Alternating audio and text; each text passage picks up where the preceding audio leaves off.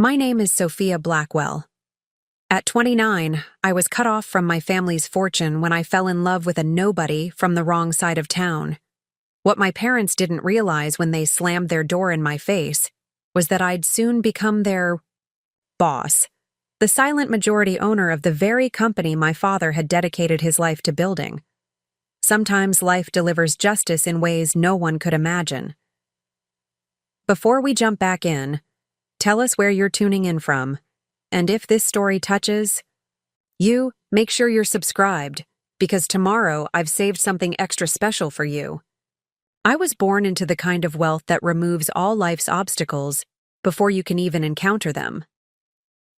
The Blackwell name opened doors in Boston's elite circles before I could even reach the handle.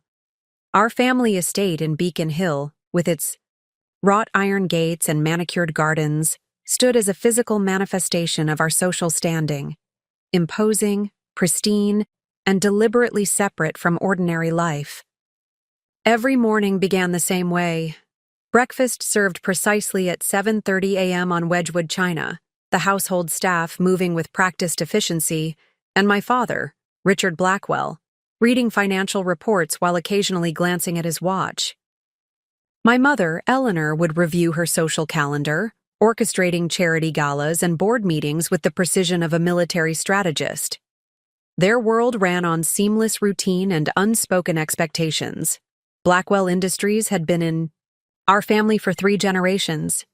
What began as a modest manufacturing company under my grandfather had transformed into a diversified corporation with interests in technology, real estate, and consumer goods. Our family name appeared on hospital wings, university buildings, and the society pages with reassuring regularity. Success wasn't just expected in our household. It was the baseline from which all other achievements were measured. I excelled according to their blueprint. Valedictorian at Westfield Academy, economics degree from Harvard, summa cum laude, MBA from Wharton. My resume read like a carefully crafted narrative of privilege and achievement.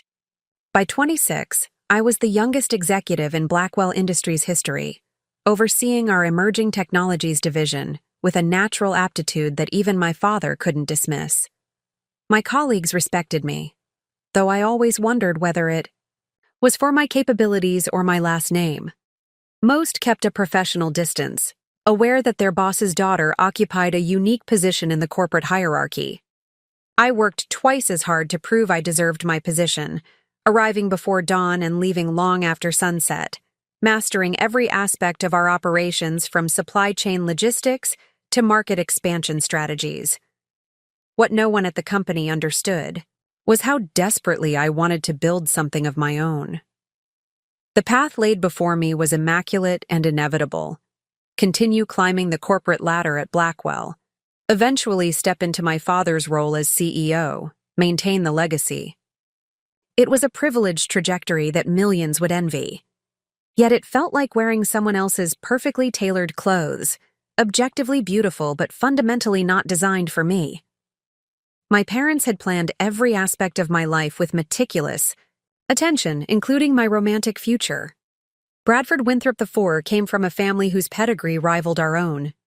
His father's investment firm managed billions, and the potential merger of our families had been an unspoken strategic objective since we'd been paired at cotillion classes at age 13. He was objectively handsome, impeccably educated, and unfailingly polite. He was also, to me, entirely forgettable, a perfectly pleasant embodiment of every expectation I'd been raised to fulfill. We dated casually through our college years, reconnecting whenever we both returned to Boston for holidays and family functions. Our relationship existed in a state of assumed inevitability rather than passionate choice. My mother would casually mention wedding venues during Sunday brunches, and Bradford would make references to our future with confident certainty. I neither encouraged nor discouraged these assumptions, drifting along the predetermined course while focusing my energy on professional achievement. Then, I met Daniel Garcia at a small coffee shop 3 blocks from Blackwell headquarters. It was meant to be an ordinary Tuesday morning. My driver had dropped me off early for a series of budget meetings, and I had ducked into West Side Roasters seeking caffeine and a moment of quiet before the day's negotiations began. The place was modest but charming. Exposed brick walls, mismatched furniture, and the rich aroma of freshly ground beans filling the air. It was about as far from the sterile corporate environments I typically inhabited as one could find within walking distance of Boston's financial district. He was behind the counter, dark curls falling across his forehead as he focused on creating elaborate latte art for the customer ahead of me. His movements were precise yet relaxed, each gesture reflecting both technical skill and genuine enjoyment of his craft. When it was my turn, he looked up with eyes that crinkled at the corners when he smiled, warm, direct, and entirely present in a way that felt startlingly unfamiliar. "What can I create for you today?" he asked, his voice carrying the faint trace of an accent I couldn't immediately place. Something about that phrasing, not "what can I get you," but "what can I create," caught my attention. It suggested pride in his work, a perspective that elevated a routine transaction into something more meaningful. "Surprise me," I replied, the words escaping before I could consider them. He raised an eyebrow slightly, studying me with unexpected thoughtfulness. Bold choice for someone who looks like their day involves important decisions. The observation was presumptuous, yet accurate. I found myself smiling despite my typically guarded demeanor. Sometimes the small decisions need to be spontaneous so the big ones can be methodical. He nodded as if I'd said something profound rather than merely justifying an impulsive coffee order. "I respect that philosophy. Give me 2 minutes." I watched as he worked, his focus absolute, occasionally glancing up to offer a quick smile that felt oddly personal. When he handed me the cup, I discovered he'd created an intricate design of a compass rose in the foam. Delicate, temporary, surprisingly beautiful. "For someone navigating their day," he explained with a small shrug. "That'll be $5.75? I paid and thanked him, oddly reluctant to leave despite the meetings awaiting me.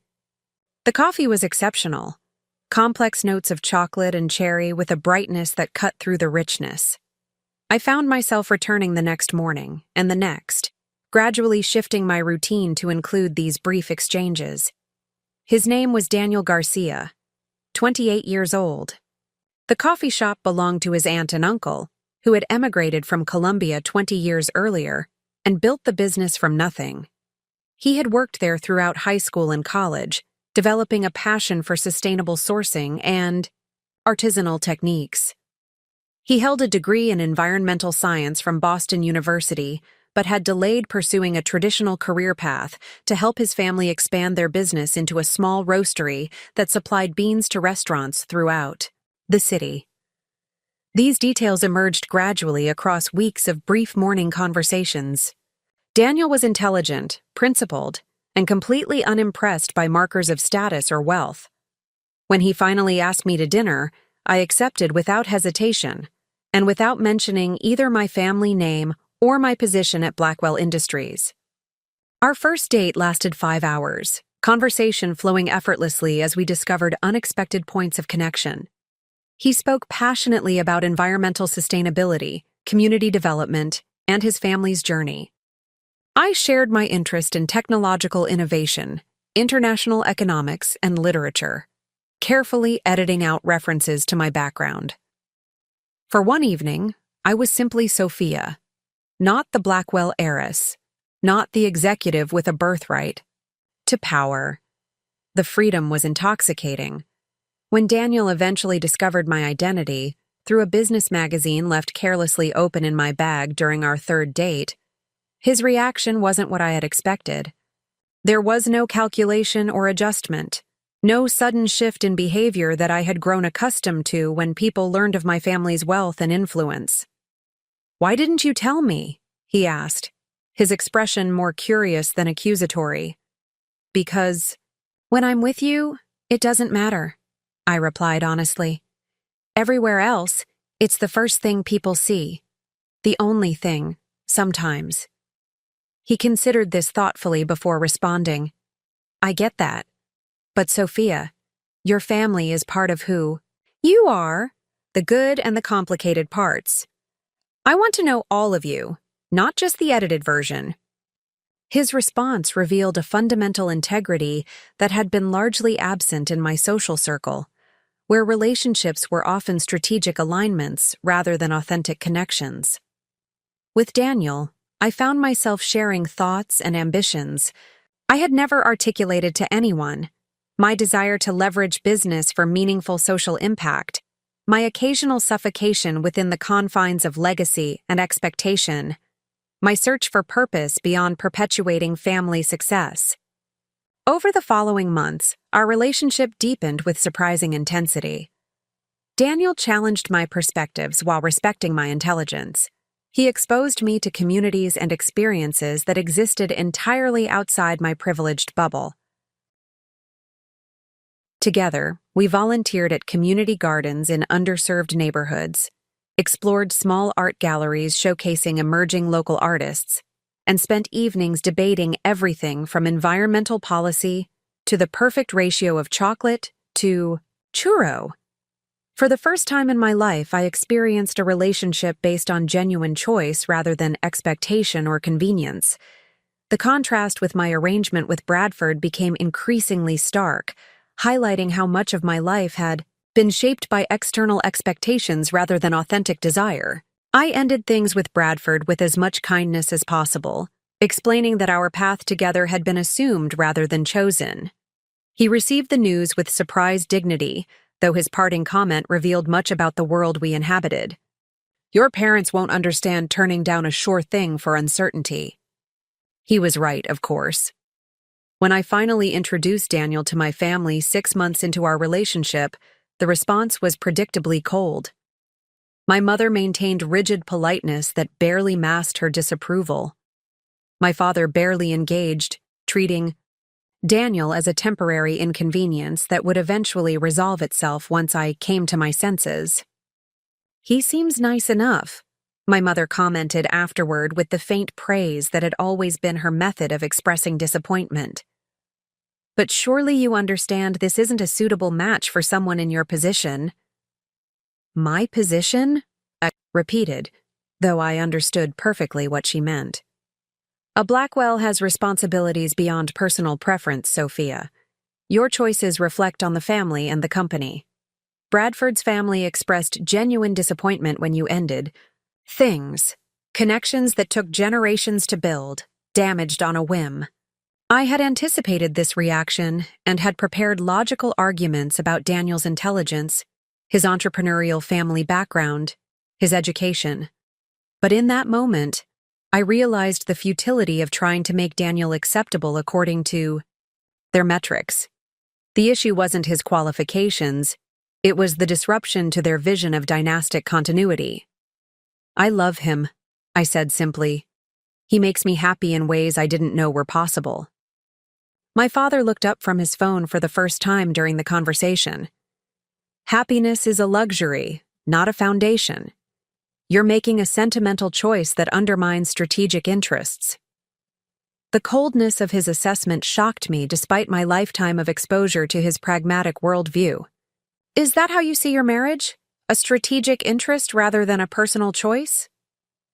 A brief glance passed between my parents, something unreadable but deeply familiar. My mother spoke carefully. We've built something lasting together. Romance fades, compatible goals endure. Despite their disapproval, I continued seeing Daniel. Our relationship strengthened through the adversity, each dismissive comment from my family clarifying how deeply I wanted a different path than the one predestined for me. I began to envision a future defined by personal choice rather than inherited obligation. When Daniel proposed after 18 months together, he did so without pretension or grand gestures.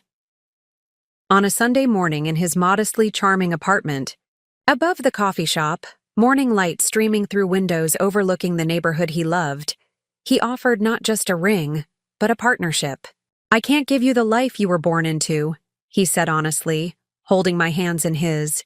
but I can promise to build something meaningful with you, something that's ours through choice rather than circumstance."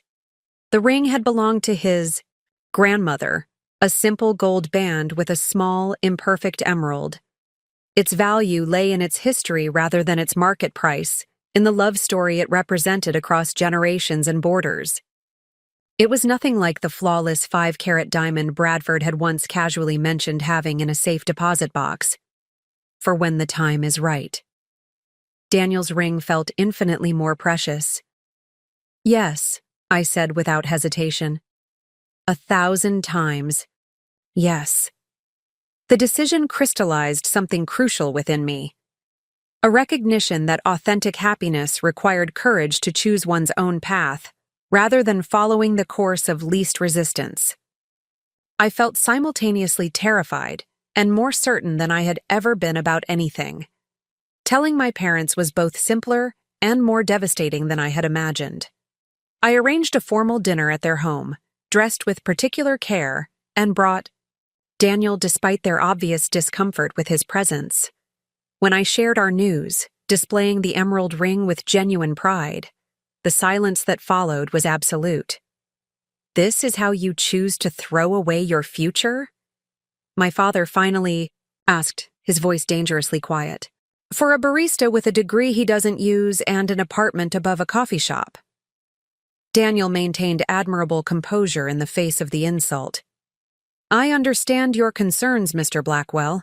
I may not offer the connections or resources you hoped for your daughter, but I promise to support her ambitions and happiness with everything I have." "Noble sentiments," my mother interjected with icy precision, "but hardly sufficient foundation for someone of Sophia's background and responsibilities."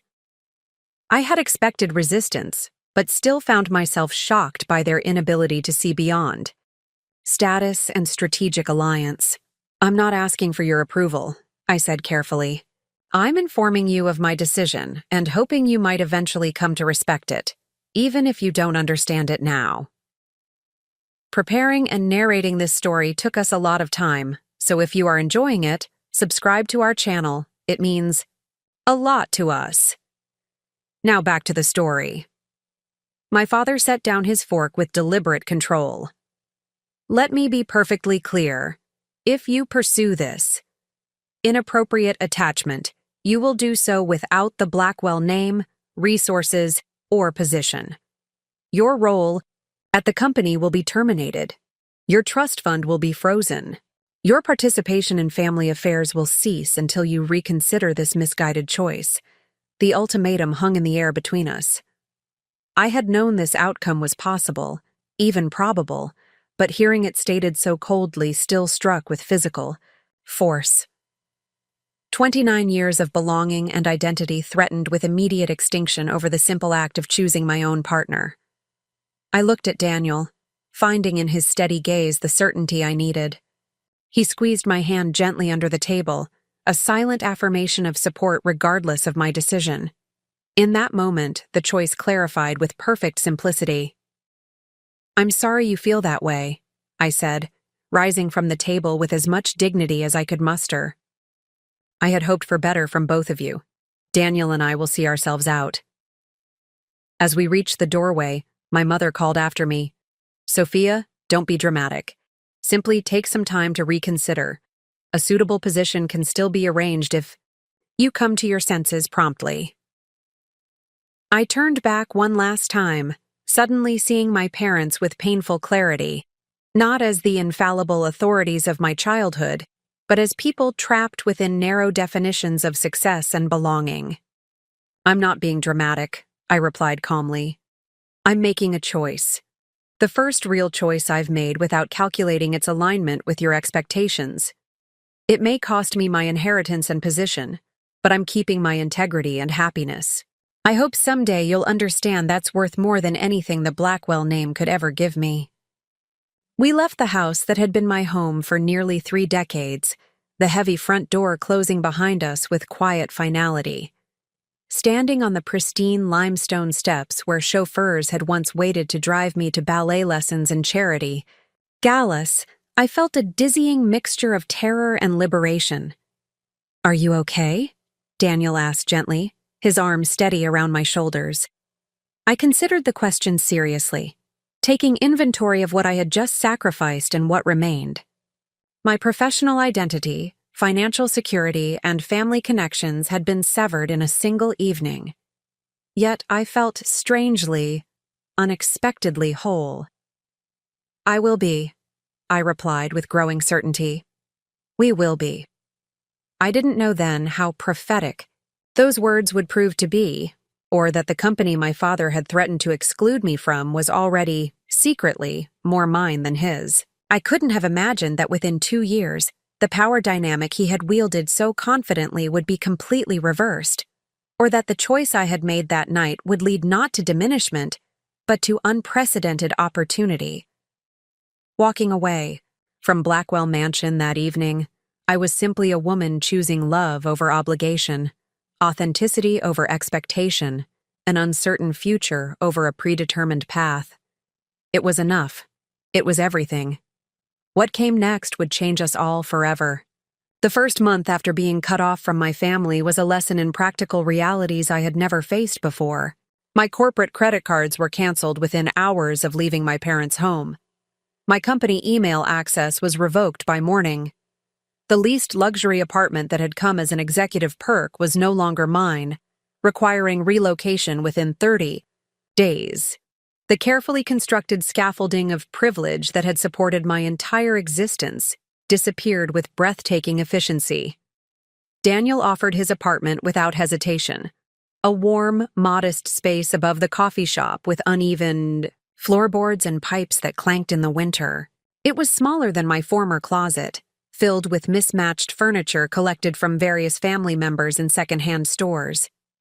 The walls displayed framed photographs of his extended family alongside sketches from local artists he had befriended. Nothing matched, yet everything belonged together in a way my aesthetically perfect but emotionally sterile apartment never had achieved. "It's not what you're used to," he apologized unnecessarily as we moved my hastily packed essentials into his space. I surveyed the room, books stacked on handmade shelves, a worn leather couch covered with a vibrant hand-woven blanket from his grandmother, potted plants thriving on every available surface, and felt an unexpected sense of peace. "It's actually perfect," I replied honestly. "It feels like someone actually lives here." His expression softened with understanding. "Well, now 2 someones do." The transition wasn't without practical challenges. My personal savings, while substantial by normal standards, represented a fraction of the resources I had taken for granted. I had earned an excellent salary at Blackwell Industries, but I had also maintained a lifestyle befitting an heiress: designer clothing, frequent travel, exclusive memberships, philanthropy commensurate with my family's standing. Without access to my trust fund or executive compensation, adjustments became necessary. I sold my jewelry collection first, pieces accumulated over years of birthdays and achievements, each representing some milestone acknowledged with diamonds rather than warmth. The proceeds created a reasonable financial cushion while I determined my next professional steps. I kept only my grandmother's pearls and the emerald engagement ring that represented a different kind of value entirely. What surprised me most during those early weeks was how little I missed the material trappings of my former life. The psychological freedom of making choices based on personal preference rather than appropriate appearance provided unexpected compensation for reduced circumstances. Simple pleasures, cooking dinner with Daniel in the small kitchen, walking through the neighborhood rather than being driven in a town car, selecting grocery items based on actual taste rather than expected sophistication, contained a satisfaction I had never experienced through luxury consumption. The professional transition proved more complex. My resume showcased impressive achievements, but every potential employer in Boston's business community maintained close connections with Blackwell Industries. Doors that had always opened automatically now remained firmly closed. I received politely evasive responses to inquiries, vague references to competitive considerations, and alignment concerns that translated clearly: Hiring Richard Blackwell's disinherited daughter represented political and business risk no one was willing to assume. After the 10th rejection, I sat at Daniel's kitchen table surrounded by unreturned emails and declined meeting requests, facing a reality I had never anticipated. My prestigious education and executive experience meant nothing without the family, connections that had always invisibly accompanied them. For the first time in my life, I was being judged not for my capabilities, but for my newly complicated social position. Maybe I should just take a job at the coffee shop, I suggested half-jokingly to Daniel as he prepared dinner. I've watched. You make cappuccinos for months now. How hard could it be? He laughed, then seemed to consider the idea seriously. You know, my aunt and uncle could actually use help with the business operations. Not making coffee necessarily, but the expansion plans we've been discussing. The roastery is growing faster than they anticipated, and none of us has your background in corporate strategy. The suggestion triggered an immediate mental rejection. Working for a small family business represented such a step down from my previous position that it barely registered as legitimate employment. I caught the thought with sudden clarity, recognizing its deeply ingrained elitism. This reflexive dismissal reflected precisely the attitudes I claimed to be escaping by choosing Daniel and authenticity over my parents' expectations. Would they really consider that? I asked, pushing past my initial reaction. I don't have any experience with small business operations. Corporate strategy is corporate strategy, Daniel replied with characteristic straightforwardness. The scale is different, but the principles transfer. Besides, they trust my judgment and I trust your capabilities. The conversation with Daniel's aunt and uncle, Maria and Eduardo Garcia, happened over Sunday dinner in their modest home in Jamaica Plain. Unlike my parents' formal dining room with its Chippendale furniture and strategic seating arrangements, the Garcia's table accommodated family with mismatched chairs, abundant food, and transparent communication. 3 generations gathered weekly to share meals, updates, and planning. Genuine family governance conducted through connection rather than hierarchy. I listened more than I spoke that evening, observing the dynamics with anthropological interest. Eduardo detailed the challenges their growing roastery faced: increasing demand from restaurants and specialty grocers across New England, production, capacity limitations, supply chain considerations with their Colombian coffee farm partners, staffing needs as operations expanded. The business grossed under $2 million annually, a rounding error in Blackwell Industries' financial statements, yet the discussion demonstrated the same fundamental issues of growth management I had navigated at exponentially larger scale. When Maria directly asked what I might contribute to their operation, I responded with careful humility.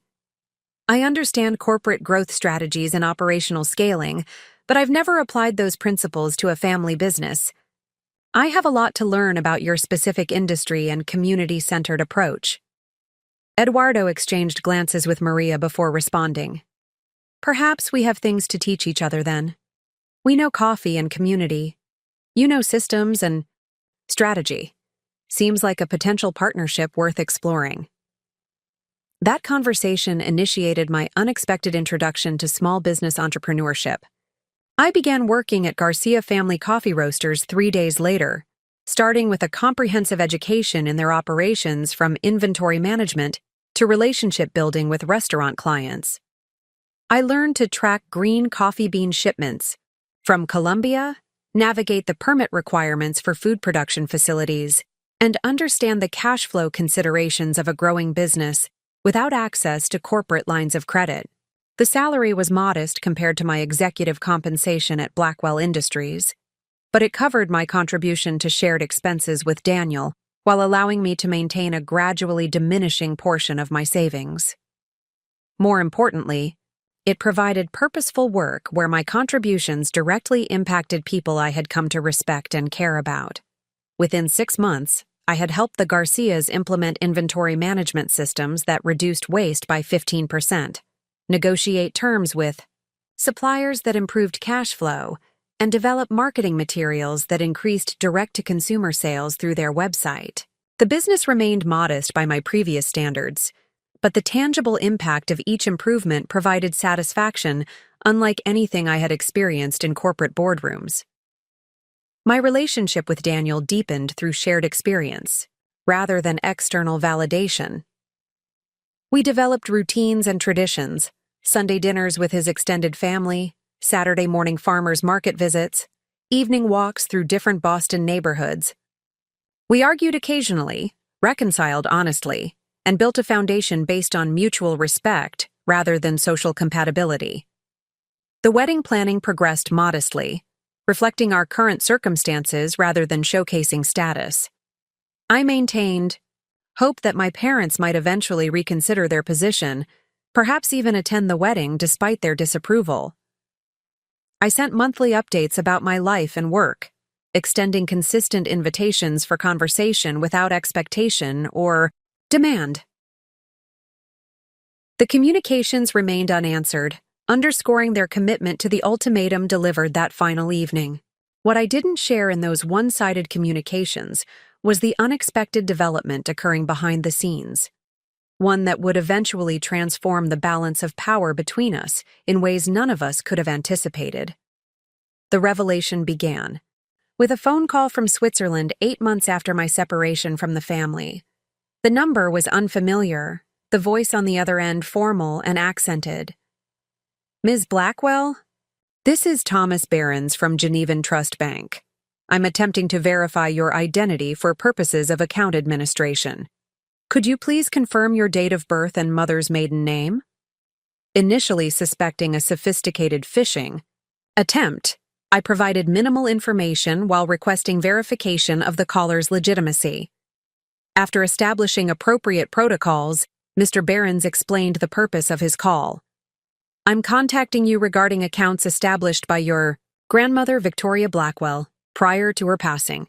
According to our records, certain assets are scheduled for transfer to your control on the 10th anniversary of her death, which occurs next month."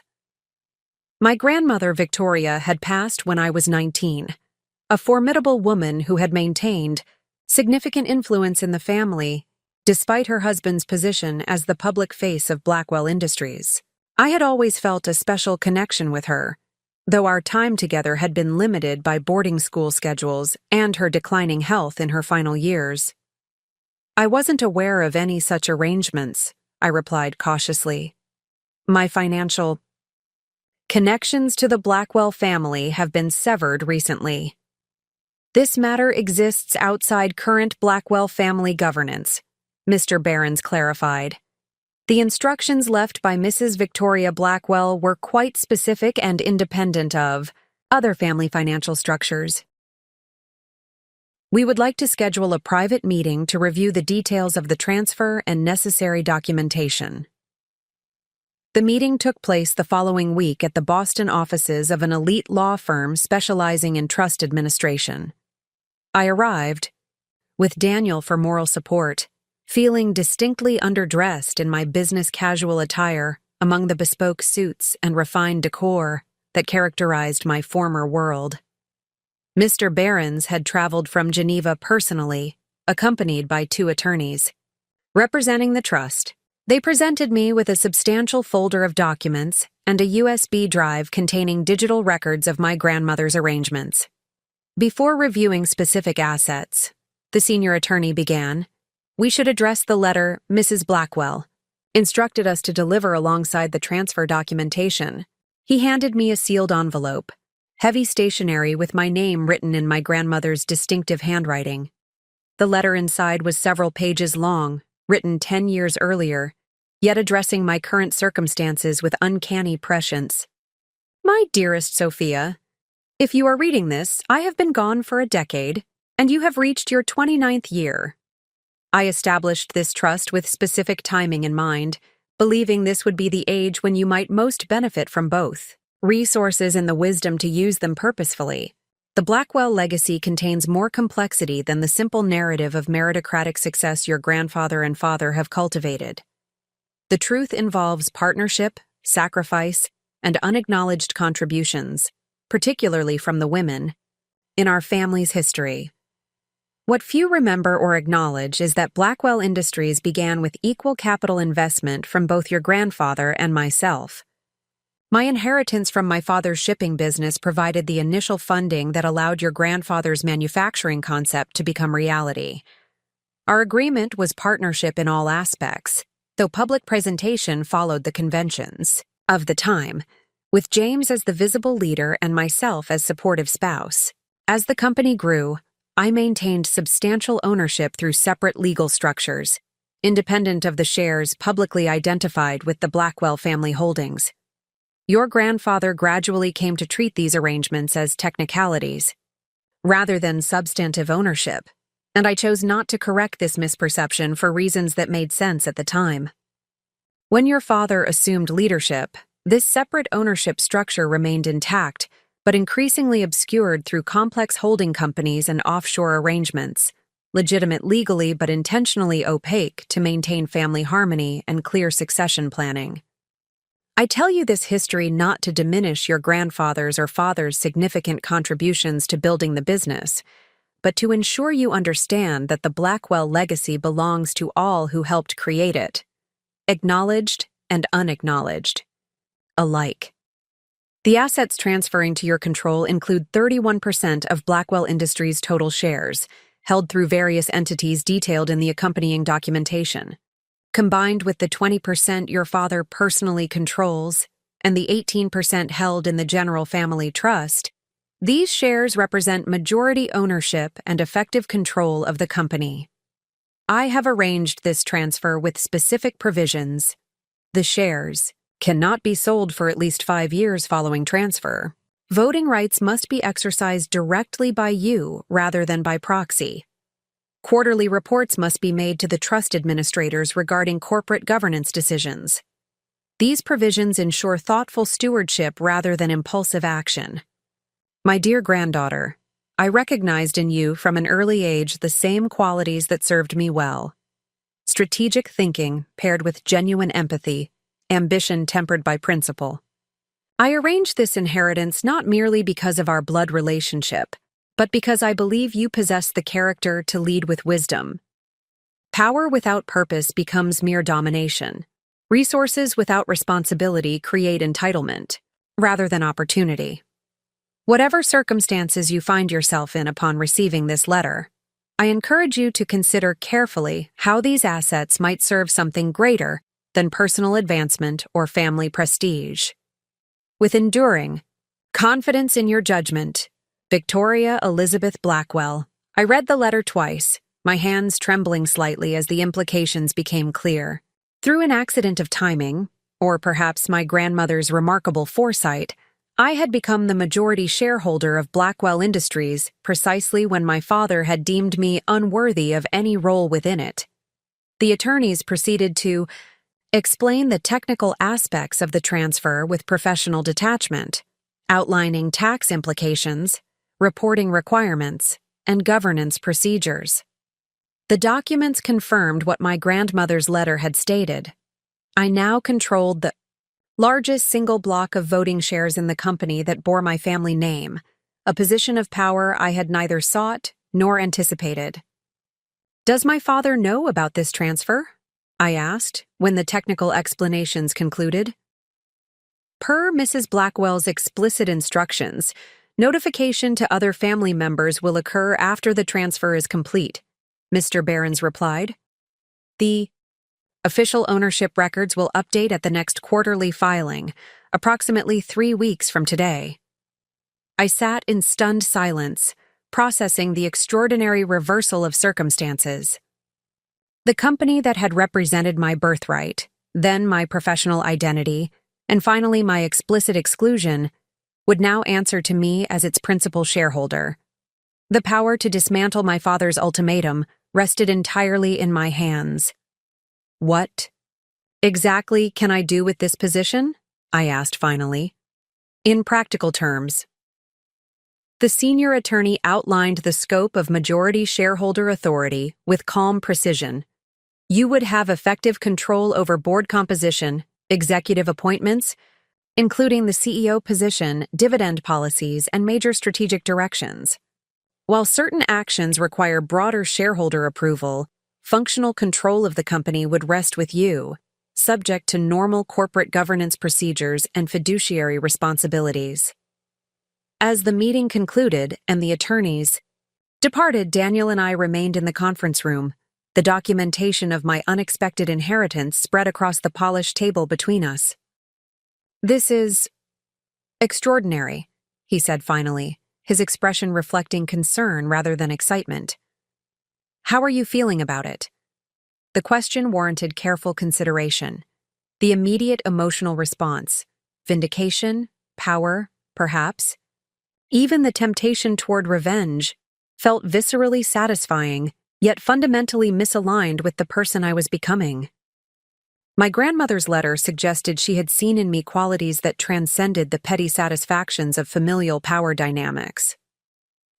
"Overwhelmed," I admitted honestly, "and suddenly responsible for thousands of employees, multiple business lines, and a legacy that's simultaneously mine and not entirely mine."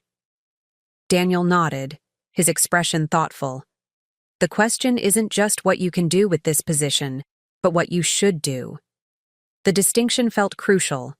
The circumstances had granted me extraordinary leverage over my father and the company he had dedicated his life to building. Using that leverage merely to reverse our power dynamic, or prove some personal point, would represent the same kind of egocentric thinking I had rejected by choosing a different path. "I need time to think before anyone else knows about this," I said finally. "This isn't just about my relationship with my parents anymore. It affects employees, shareholders, business partners, people who depend on Blackwell Industries for their livelihoods." We gathered the documents and left the law firm, walking aimlessly through Boston's financial district, the very streets where Blackwell Industries' headquarters dominated the skyline. The familiar logo adorned the 40-story building, visible, from blocks away, a constant reminder of the institution that had shaped my identity from birth. "What would you do?" I asked Daniel as we paused at an intersection, the headquarters building looming ahead of us. "Hypothetically, if you suddenly controlled $1 billion corporation?" He considered the question with characteristic thoughtfulness. "I'd probably be terrible at it," he admitted with a self-deprecating smile. "But I'd try to make sure it benefited more than just shareholders.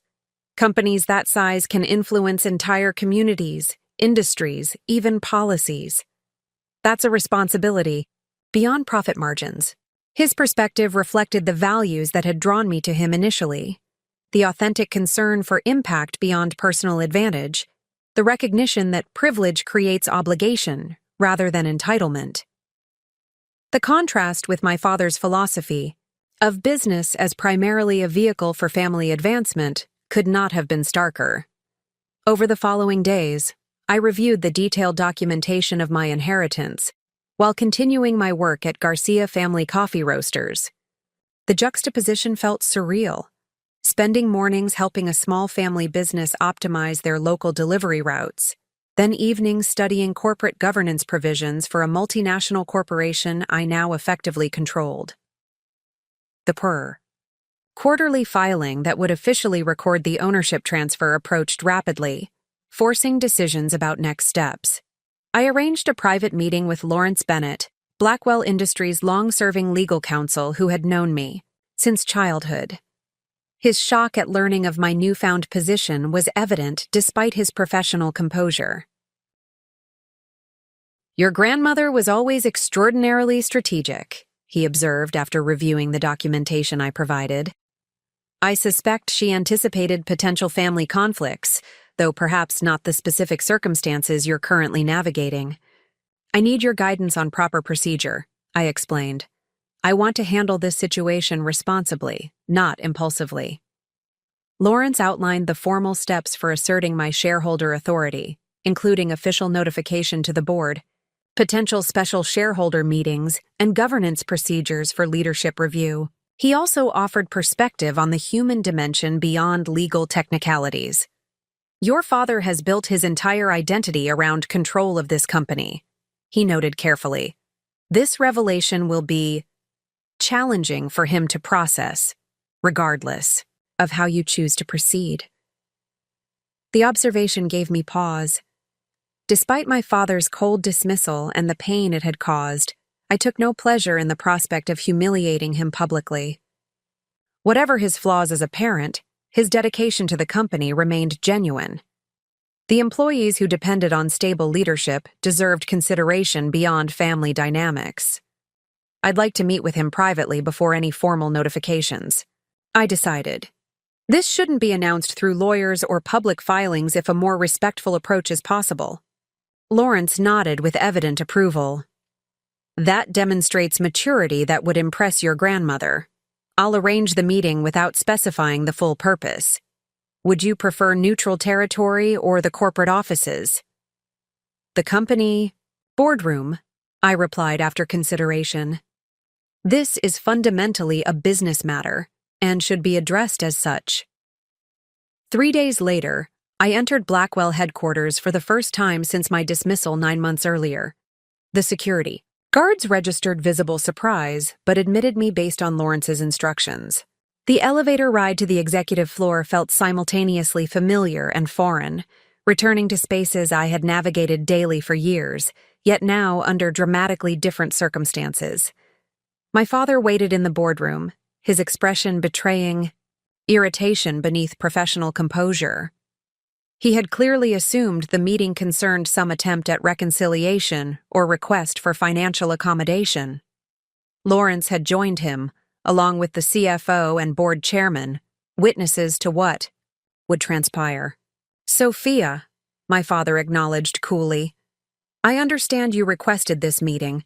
I've agreed as a courtesy, but my position regarding your choices remains unchanged. I placed the trust documentation and my grandmother's letter on the polished table between us, maintaining calm professionalism despite the emotional undercurrents. I'm here in my capacity as a shareholder, I replied, to discuss the upcoming quarterly ownership filing and its implications for corporate governance. My father's expression shifted from dismissive to confused. Whatever minor shares you might have retained aren't relevant to governance matters. If you've called this meeting to negotiate some financial settlement, I control 31% of Blackwell Industries as of last week, I interrupted, my voice steady. Through a trust arrangement established by Grandmother Victoria. Before her death, combined with existing family holdings, this represents effective majority control. The room fell silent as the implications registered. The CFO reached for the documentation with professional reflex, reviewing the details with increasing alarm. The board chairman exchanged glances with Lawrence, who nodded slight confirmation. My father's face underwent a remarkable transformation. Shock, giving way to disbelief, then anger, and finally a calculated assessment I recognized from countless business negotiations. He was already strategizing response before fully processing the information. Victoria had no authority to create such arrangements, he stated flatly. This will be challenged. The documentation is in order, Lawrence interjected carefully. I've reviewed it thoroughly. Mrs. Blackwell maintained separate ownership through legal entities established before you assumed leadership. These arrangements were always disclosed in the corporate records, though perhaps not emphasized in family discussions. The validation from his trusted legal advisor seemed to penetrate my father's denial. He stared at me with an expression I couldn't fully interpret. Some complex mixture of betrayal, reassessment, and perhaps a reluctant recognition. What exactly do you intend to do with this position? He asked finally, the question carrying echoes of my own earlier uncertainty. The moment had arrived to define not just my response to previous rejection, but my fundamental approach to power and responsibility. The choice I made would reveal far more about my character than any statement of principle could convey. I intend, I replied carefully, to ensure that Blackwell Industries continues its trajectory of success while expanding its positive impact. The company will maintain stable leadership, honor its commitments to employees and partners, and gradually, evolve its practices to reflect more comprehensive measures of success beyond quarterly profits. I paused, meeting my father's gaze directly. I'm not here to remove you from leadership or disrupt operations out of personal grievance. I'm here to establish a working relationship that acknowledges both your experience and my legitimate role in governance. The statement hung in the air between us. Not quite peace offering, not quite demand, but something more complex that acknowledged both history and new reality. My father studied me with the calculating assessment that had served him through decades of business negotiations. And the personal matters between us? He asked, his tone carefully neutral despite the watching executives. Those remain separate, I replied firmly. My marriage plans haven't changed. My professional contributions can proceed independently of your approval of my personal choices. The company deserves leadership based on capability rather than family politics. Something shifted in his expression. Not quite acceptance, but perhaps recognition that the dynamic between us had fundamentally changed. The dismissive father dictating terms to a dependent daughter had been replaced by two adults navigating complex governance with significant stakes beyond their personal relationship. I'll need time to review these documents thoroughly with our legal team, he stated finally. Of course, I agreed. I suggest we schedule a private conversation once you've had opportunity to verify everything. The quarterly filing occurs in 11 days, at which point this ownership structure becomes public record. I'd prefer we establish working parameters before external parties begin speculating about implications. The meeting concluded with formal correctness rather than emotional resolution. As the executives filed out, my father remained seated, examining the papers before him with uncharacteristic stillness. I gathered my belongings, preparing to leave him to his thoughts. Sophia, he said as I reached the door, his voice uncharacteristically uncertain. Would your fiancé be joining you in any leadership capacity? The question revealed his lingering inability to separate his judgment of Daniel from assessment of the situation. Even now, facing complete reversal of our power dynamic, his concern centered on the perceived social mismatch rather than the substantive changes to company governance. Daniel runs a successful family business with values worth considering, I replied evenly. But no, he has no interest in Blackwell. Industry's leadership. This isn't about him, or even about us. It's about responsibility to something larger than family dynamics. I left the boardroom without waiting for response, navigating the executive floor where I had once belonged, then lost belonging, and now occupied an entirely different position altogether. The security guard nodded respectfully as I exited the building, stepping into Boston's brisk autumn air with a curious sense of both closure and new beginning. Daniel waited at our agreed meeting spot 2 blocks away, his expression anxious until he spotted me approaching. How did it go? He asked immediately. I considered the question as we walked together, trying to distill the complex interaction into meaningful summary. It was the beginning of something, I replied finally. Not reconciliation exactly, but maybe evolution. The company will continue operating effectively. The personal aspects may take much longer to resolve, if ever. He nodded, understanding the distinction between corporate resolution and family healing. And how are you feeling about all of it? The question invited deeper reflection than the factual outcomes of the meeting. How did I feel about this extraordinary reversal of fortune, this unexpected power I had neither sought nor initially wanted? Like I've been given an opportunity to demonstrate a different kind of leadership, I answered thoughtfully. Not based on control or vindication, but on purpose and responsibility. My grandmother saw something in me worth trusting.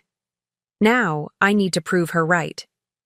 We continued walking through the city that had witnessed my transformation from privileged heiress to disinherited exile to unexpected corporate power broker. each identity revealing different aspects of capability and character. The journey ahead would require navigating complex relationships, governance responsibilities, and the ongoing construction of a life based on authentic choice rather than external expectation. The final outcome remained unwritten, but the direction was clear: forward, toward purpose larger than personal triumph, toward leadership that served more than family legacy or corporate profits. My grandmother's unexpected gift had provided not just resources and power, but the opportunity to demonstrate values worth inheriting, a different kind of wealth altogether. The transition from theoretical control to practical governance of Blackwell Industries unfolded over the following months with careful deliberation rather than dramatic upheaval. When the quarterly filing publicly revealed my position as the company's largest shareholder, business publications immediately speculated about potential leadership changes, strategy shifts, or family power struggles. Market analysts questioned whether a socialite heiress with relatively limited executive experience could effectively influence a multinational corporation with billions in annual revenue. Rather than responding to these external narratives, I focused on establishing substantive governance participation while maintaining operational stability. Working with Lawrence Bennett, I developed a structured approach that acknowledged my father's operational expertise while gradually implementing oversight mechanisms reflecting broader measures of corporate success. Our second formal meeting occurred 3 days after the ownership revelation became public. My father had clearly spent the intervening time consulting with attorneys, financial advisors, and likely my mother, seeking strategies to mitigate or challenge my position. He arrived with a thick folder of counterproposals, his expression guardedly neutral as we settled into the same boardroom where our previous conversation had occurred. "I've reviewed the trust documentation thoroughly," he began without preamble. "While I don't agree with your grandmother's decision to establish these arrangements without family discussion, I acknowledge their legal validity." This represented significant concession from a man unaccustomed to accepting external constraints on his authority. I nodded acknowledgement without interrupting. "I've prepared several options for proceeding that would maintain corporate stability, while accommodating your newfound position," he continued, sliding the folder across the table. "The most straightforward would involve establishing a family office to manage your shares through professional advisors, with quarterly governance input from you."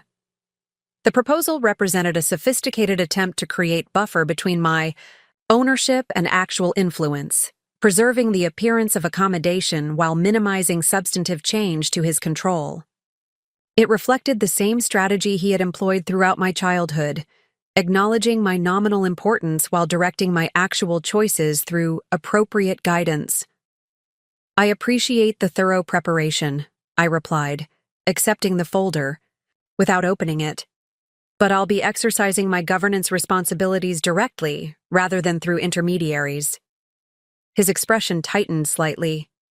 "Sophia, effective corporate governance requires consistent engagement with complex operational realities. Your current situation presumably involves other commitments that would complicate such engagement." The reference to my situation, his careful avoidance of explicitly mentioning Daniel or my role at Garcia Family Coffee Roasters, revealed his continuing inability to acknowledge my choices directly. "My commitments align perfectly with responsible corporate governance," I responded evenly. "In fact, my involvement with a community-centered small business has provided valuable perspective on stakeholder impacts often overlooked in public company management." He regarded me with evident skepticism.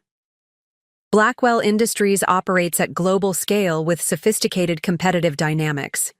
The corporate governance responsibilities involve shareholder value optimization across multiple business lines and regulatory environments. This bears little resemblance to a local retail operation." The dismissive characterization of the Garcia's business reflected his persistent inability to recognize value beyond conventional corporate metrics, precisely the limited perspective I hoped to expand through my involvement. "Different scales, Similar principles, I countered.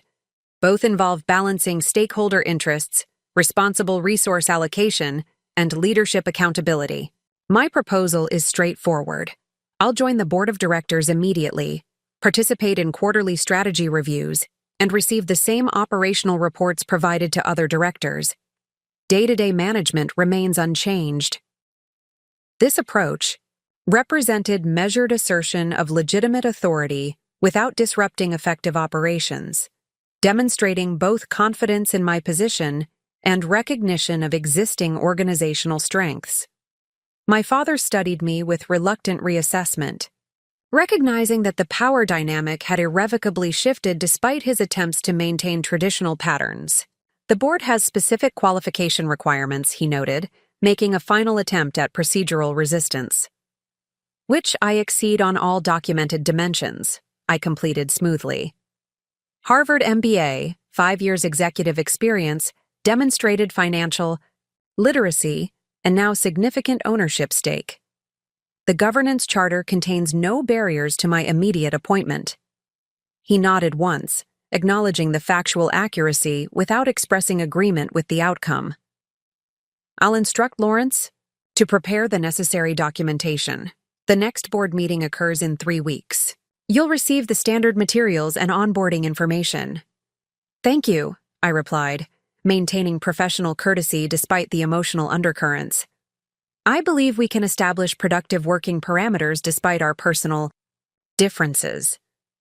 As I prepared to leave, he spoke again, his tone shifting subtly. Your mother asks about you, you know, despite everything. The statement caught me off guard, the first acknowledgement of continuing family connection beyond corporate governance. I paused at the doorway, considering appropriate response. Please tell her I'm well, I said finally. My door remains open whenever either of you wish to have conversation that doesn't include conditions on my personal choices. His expression remained carefully neutral, but something in his posture suggested internal conflict beyond the governance issues we had been discussing. Victoria would have enjoyed this development, he observed unexpectedly. She always appreciated strategic maneuvering, especially when it caught others by surprise. The comment represented the closest approximation to respect he had demonstrated. Since my engagement to Daniel, acknowledging not just my position but the strategic patience my grandmother's arrangements had required. It wasn't reconciliation or acceptance, but perhaps represented incremental movement toward mutual recognition beyond the binary framework of approval or rejection. I'm trying to honor her confidence appropriately, I replied. This isn't about winning family games.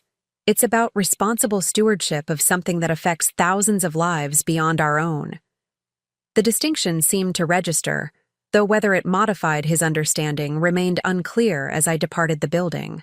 That continued to bear our family name, now with meanings more complex than either of us had previously acknowledged. My integration into Blackwell Industries governance proceeded with formal correctness, if not enthusiastic welcome. Board members received my appointment with professional courtesy, thinly masking uncertainty about my intentions and capabilities. Executive team members maintained scrupulous politeness during my introductory meetings, while clearly wondering whether my presence signaled imminent leadership changes. I approached these interactions with deliberate restraint, asking thoughtful questions, demonstrating substantive understanding of operational considerations, and consistently emphasizing continuity of effective practices rather than disruptive change. This measured approach gradually reduced institutional anxiety, allowing productive engagement to replace defensive positioning. Daniel supported this complex transition with remarkable patience and perspective. Despite my new responsibilities, consuming significant time alongside my continued work with Garcia Family Coffee Roasters, he never expressed resentment or jealousy regarding my divided attention. It's extraordinary watching you navigate these different worlds, he observed one evening as I reviewed board materials at our kitchen table. You're helping my family scale their business while simultaneously influencing corporate policy for a global enterprise.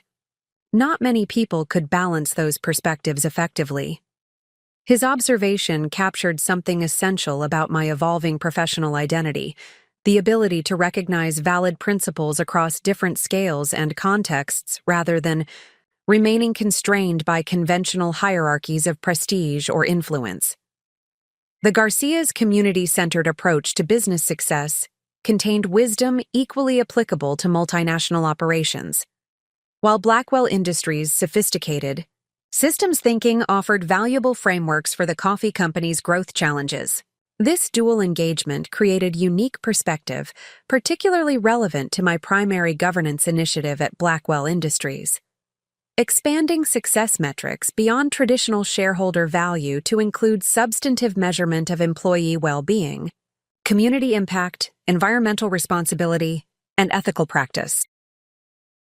Rather than positioning these considerations as charitable additions to real business, I advocated for their recognition as essential components of sustainable competitive advantage and risk management. The initial presentation of this perspective to the board met predictable resistance, particularly from members with traditional finance backgrounds.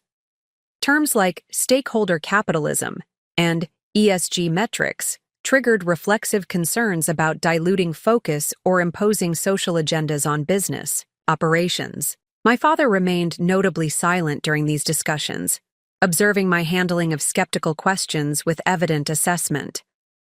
Rather than engaging in philosophical debates or moral appeals, I focused on empirical evidence and strategic analysis.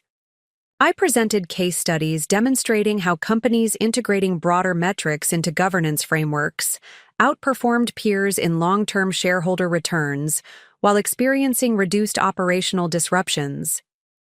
I highlighted emerging regulatory trends and institutional investor priorities that were already shifting market incentives toward expanded accountability. This isn't about politics or personal values, I emphasized during a particularly contentious exchange. It's about comprehensive risk management and sustainable competitive positioning. The market is already moving in this direction. The question is whether we'll lead that transition or follow reluctantly after others have established the standards. The framing resonated with the board's strategic orientation better than moral arguments might have, creating space for substantive consideration, rather than ideological rejection. Even skeptical directors acknowledged the practical relevance of adapting to evolving market expectations and regulatory environments. My father spoke for the first time during the closing discussion. Sophia raises valid points about emerging trends, he conceded carefully. While I maintain that shareholder value optimization must remain our primary objective, prudent governance includes anticipating shifting requirements rather than merely reacting to them. This qualified endorsement, while far from enthusiastic, embrace represented significant evolution in his thinking, or at least in his willingness to acknowledge alternative perspectives publicly. It created institutional permission for exploring implementation approaches without appearing to undermine traditional leadership. The board authorized formation of a governance committee to evaluate specific metric expansions and reporting frameworks. With quarterly updates on implementation progress, I was appointed committee chair, a position that provided meaningful influence while maintaining appropriate governance boundaries between strategic oversight and operational management. This formal role established legitimate platform for introducing perspectives and priorities previously absent from Blackwell Industries' approach. Rather than attempting comprehensive transformation, I focused on targeted initiatives with demonstrable business relevance alongside social impact.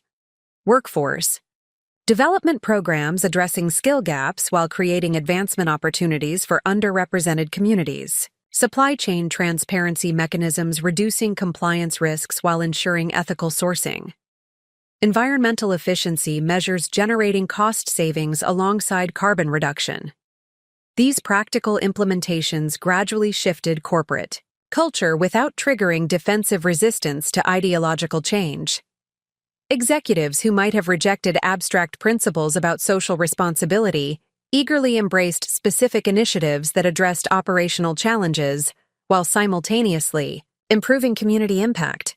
The approach demonstrated that principles and pragmatism could reinforce rather than contradict each other, a perspective I had developed through bridging my experiences at Blackwell Industries and Garcia Family Coffee Roasters. Meanwhile, my personal relationship with my parents remained largely unresolved, despite our functional professional accommodation. My mother eventually initiated contact through carefully neutral lunch invitations that avoided direct discussion of Daniel or my living arrangements. These encounters maintained superficial pleasantness while skirting the fundamental issues that had created separation. During our third such meeting, approximately 14 months after my disinheritance, I finally addressed the carefully maintained avoidance directly. "Mother, these lunches feel like elaborate performances where we pretend our relationship continues normally despite fundamental disagreement about my life choices," I observed after 20 minutes of inconsequential conversation about mutual acquaintances and cultural events. She set down her fork with practiced composure, though her expression revealed discomfort with direct confrontation. "I'm attempting to maintain connection despite complicated circumstances. Would you prefer complete estrangement?" "I'd prefer authentic relationship," I replied honestly. "One that acknowledges your disappointment with my choices without requiring me to abandon them to deserve your acceptance." Her gaze dropped briefly to my engagement ring, the modest emerald still adorning my finger rather than the flawless diamond her social expectations would have dictated. "Your father and I want what's best for you," she said finally. "We've always prioritized your long-term welfare over temporary considerations." "I know you believe that," I acknowledged, recognizing the genuine if misguided concern beneath her judgments. "But you've confused your social preferences with objective measures of welfare. Daniel brings me joy, purpose, and genuine partnership. Those contribute more to my well-being than socially advantageous connections or financial security ever could." The directness clearly unsettled her, challenging the polite ambiguity she had maintained throughout my childhood, the careful avoidance of explicit expectations while creating unmistakable pressure to conform through subtle cues and strategic silences. "You've always been unusually independent," she observed after extended pause. "Even as a child, you questioned arrangements others simply accepted. Your father found it alternately admirable and exasperating." The observation contained unexpected insight, acknowledging character traits I had often felt compelled to suppress, rather than express within family contexts. It suggested recognition of consistent personality, rather than temporary rebellion, a perspective that might eventually enable authentic acceptance rather than conditional tolerance. "That independence has served me well," I replied. "It's helped me navigate both losing your approval and unexpectedly gaining corporate influence without being destroyed by either experience." She studied me with genuine attention rather than social assessment for perhaps the first time in our adult relationship. "You seem content," she acknowledged, the word carrying complicated recognition. "Despite circumstances I would have considered catastrophic for your prospects." "I am," I confirmed simply. "Not because circumstances have ultimately proven advantageous, but because I've discovered what actually matters to me rather than pursuing what others defined as success." The conversation marked subtle but significant shift in our interactions. While my mother maintained social reservations about my relationship with Daniel, she began acknowledging my choices with greater directness rather than strategic avoidance. The pretense of temporary deviation requiring eventual correction gradually gave way to recognition of permanent life direction, deserving basic respect if not enthusiastic endorsement. My father's adaptation proved more complex, particularly as my governance influence at Blackwell Industries gradually expanded beyond symbolic participation to substantive leadership. The company's integrated impact metrics gained positive attention from industry analysts, institutional investors, and business media, creating external validation that resonated more effectively than moral arguments might have. 6 months into my board tenure, Fortune magazine published a feature highlighting Blackwell Industries' innovative approach to measuring success beyond financial metrics while maintaining strong shareholder returns. The article positioned the company as industry leader rather than reluctant follower in corporate governance evolution, with several paragraphs specifically addressing my influence on this strategic direction. My father left the magazine conspicuously open on the conference table before our quarterly governance committee meeting, the relevant pages marked with small adhesive notes. The gesture represented his characteristic indirect communication, acknowledgement, without explicit statement, recognition without verbal concession. The article presents a compelling narrative, I noted as committee members assembled, though it overemphasizes individual influence rather than collaborative development. He nodded slightly, accepting the diplomatic redistribution of credit. External perception matters in market positioning. The coverage creates strategic advantage regardless of journalistic accuracy. The exchange represented our evolving professional communication, mutual recognition without personal reconciliation, respect for capability without approval of choices, collaboration without genuine relationship. It established functional working parameters while leaving fundamental questions unresolved. This fragile equilibrium continued until unexpected crisis created circumstances requiring more definitive resolution. 18 months after assuming my governance position, preliminary evidence emerged suggesting potential regulatory violations in Blackwell Industries' international operations. Specifically, questionable payments to government officials in Southeast Asian markets where the company had recently secured major contracts. The allegations reached the board through anonymous whistleblower report rather than public disclosure, creating narrow window for internal investigation before potential regulatory involvement. The governance committee convened emergency session to determine appropriate response, with outside counsel presenting preliminary assessment of legal exposure and remediation options. My father's initial reaction prioritized damage control over transparent accountability, a position consistent with traditional corporate crisis management, but fundamentally misaligned with the expanded governance framework we had been implementing. The preliminary evidence remains inconclusive, he argued during tense committee deliberation. External investigation would create unnecessary exposure before determining whether actual violations occurred. Internal review with appropriate confidentiality protections represents prudent initial response. The approach reflected conventional corporate instinct to maintain control over potentially damaging information, minimizing external visibility, while preserving maximum flexibility for strategic response. Under traditional governance models, the board would likely have endorsed this measured approach as appropriate balance between fiduciary responsibility and risk management. I recognized the proposed path would fundamentally undermine everything we had been building through our expanded governance initiatives. Addressing the committee with careful precision, I outlined alternative perspective. The question before us isn't just legal compliance, but governance integrity.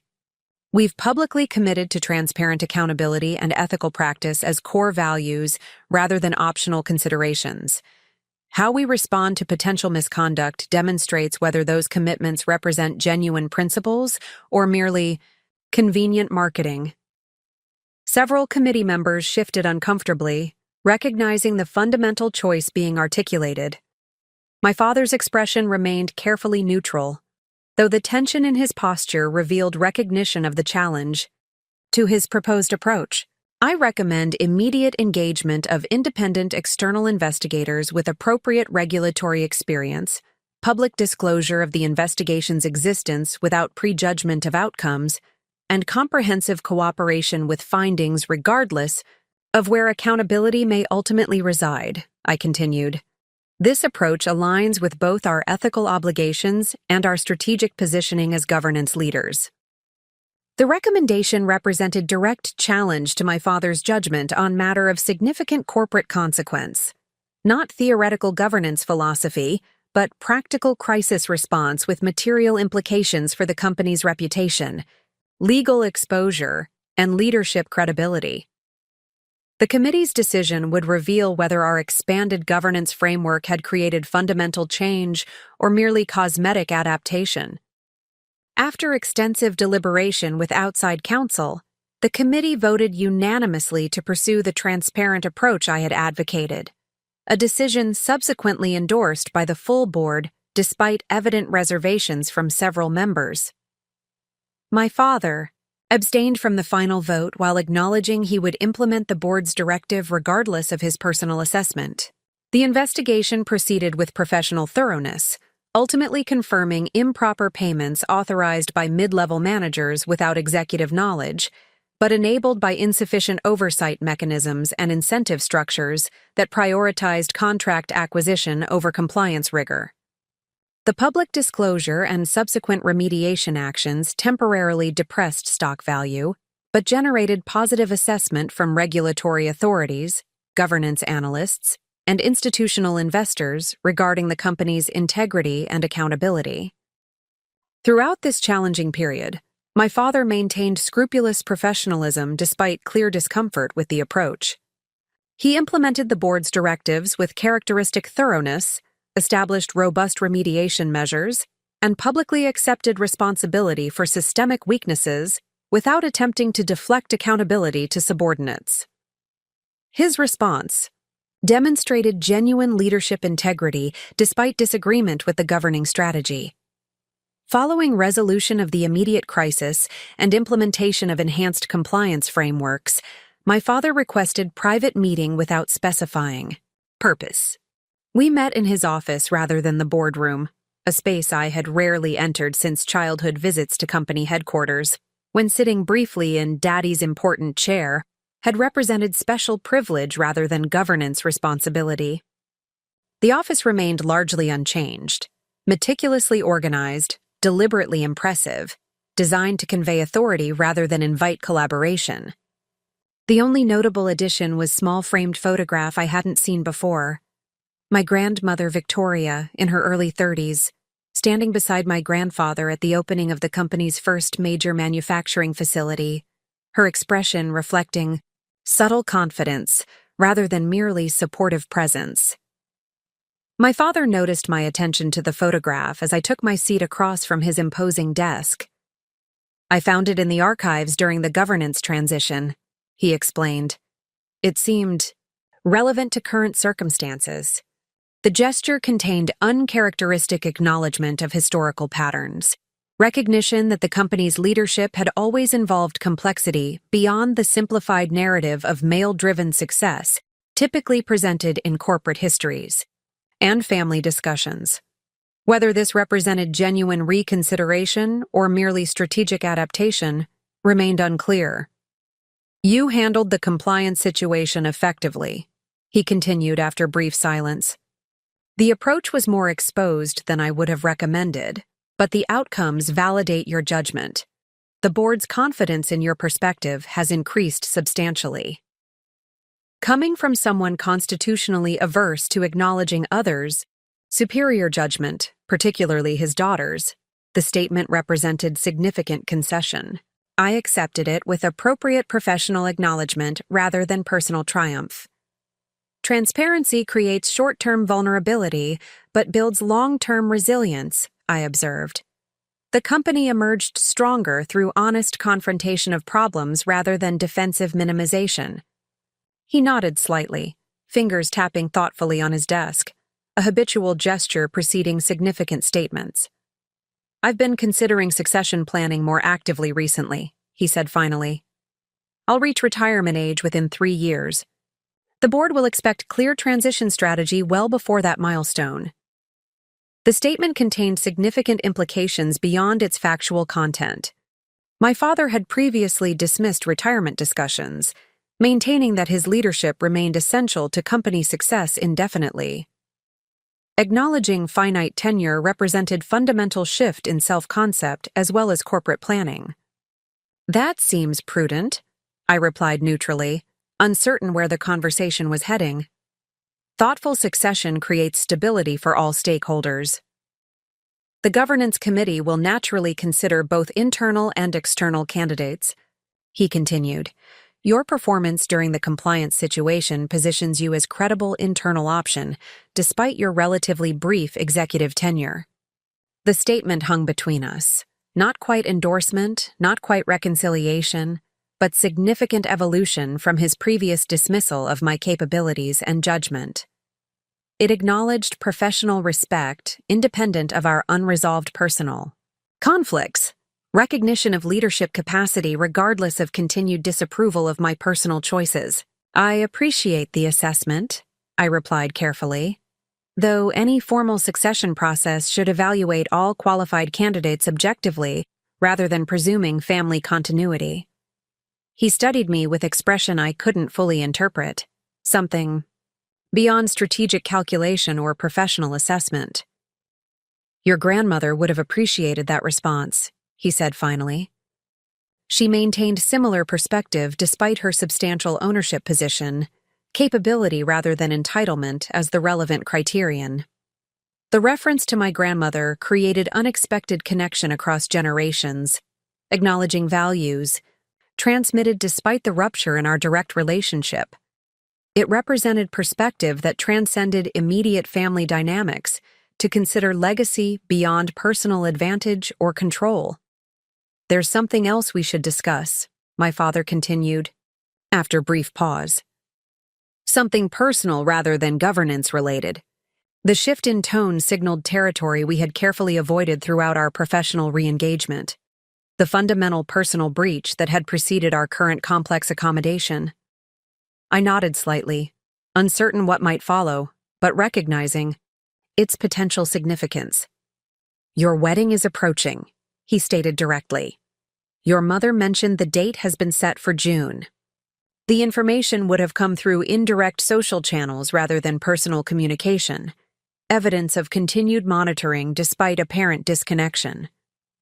I maintained neutral expression, waiting for him to continue rather than confirming or elaborating. I've maintained certain positions regarding your personal choices that have created significant distance between us, he acknowledged with uncharacteristic directness. While I continue to believe our concerns had legitimate foundation, the manner of expressing them created breach that has proven counterproductive. The statement fell considerably short of approval or apology, but represented unprecedented acknowledgement of responsibility for damaged relationship. It created opening for potential resolution without requiring either complete capitulation or comprehensive reconciliation. The distance has been painful, I acknowledged honestly. Though it ultimately accelerated personal growth I might not have achieved within more comfortable circumstances. He nodded slightly, accepting the complex truth that his rejection had created both harm and unexpected development. Your mother would like to attend the ceremony, he continued. As would I, if the invitation remains open despite our previous position. The request contained remarkable concession from someone constitutionally averse to acknowledging error or reversing established positions. It didn't represent full acceptance of my choices or relationship, but willingness to participate respectfully, despite continued reservations, a significant shift from absolute rejection to qualified accommodation. The invitation has always remained open, I replied carefully. Daniel and I have maintained hope for reconciliation even while establishing independent lives. Your presence would be welcomed, though with understanding that it represents respect for our choices rather than requirement that we change them. The boundaries felt important to articulate explicitly, preventing misunderstanding about conditions or expectations while creating space for genuine, if limited, reconnection. My father nodded once, accepting the parameters with characteristic precision. Thank you, he said simply. We'll respond formally to the invitation when received. The exchange marked neither complete resolution nor permanent transformation, but important evolution in relationship that had seemed irreparably fractured 18 months earlier. What had begun with absolute rejection had gradually shifted, through professional accommodation to qualified personal reconnection, a trajectory neither instantaneous nor complete, but meaningfully different from permanent estrangement. As I prepared to leave, my father spoke again, his tone carrying unusual hesitation. "Your fiancé, Daniel. He has demonstrated remarkable steadiness throughout these complex circumstances. That quality warrants acknowledgement regardless of other considerations." The statement represented not approval of my choice, but recognition of Daniel's character, independent of social background or professional position. Assessment based on substantive qualities rather than superficial credentials. It suggested capacity for eventual authentic relationship rather than merely strategic accommodation. "He has been my foundation through all of this," I confirmed. "Consistent support without resentment or exploitation of circumstances that could have created significant tension in lesser partnerships." My father nodded slightly, accepting this assessment without further comment. The acknowledgement created foundation for potential future connection beyond the professional accommodation we had established. Not reconciliation, but possibility. Not acceptance, but opening. Not resolution, but beginning. As I left headquarters, that afternoon, navigating the familiar corridors that had witnessed my professional development, exclusion, and unexpected return under transformed circumstances, I recognized that success had manifested in ways none of us could have anticipated. When my parents delivered their ultimatum nearly 2 years earlier, true success had emerged not through power reversal or status reclamation, but through discovery of authentic purpose, independent of external validation or inherited position.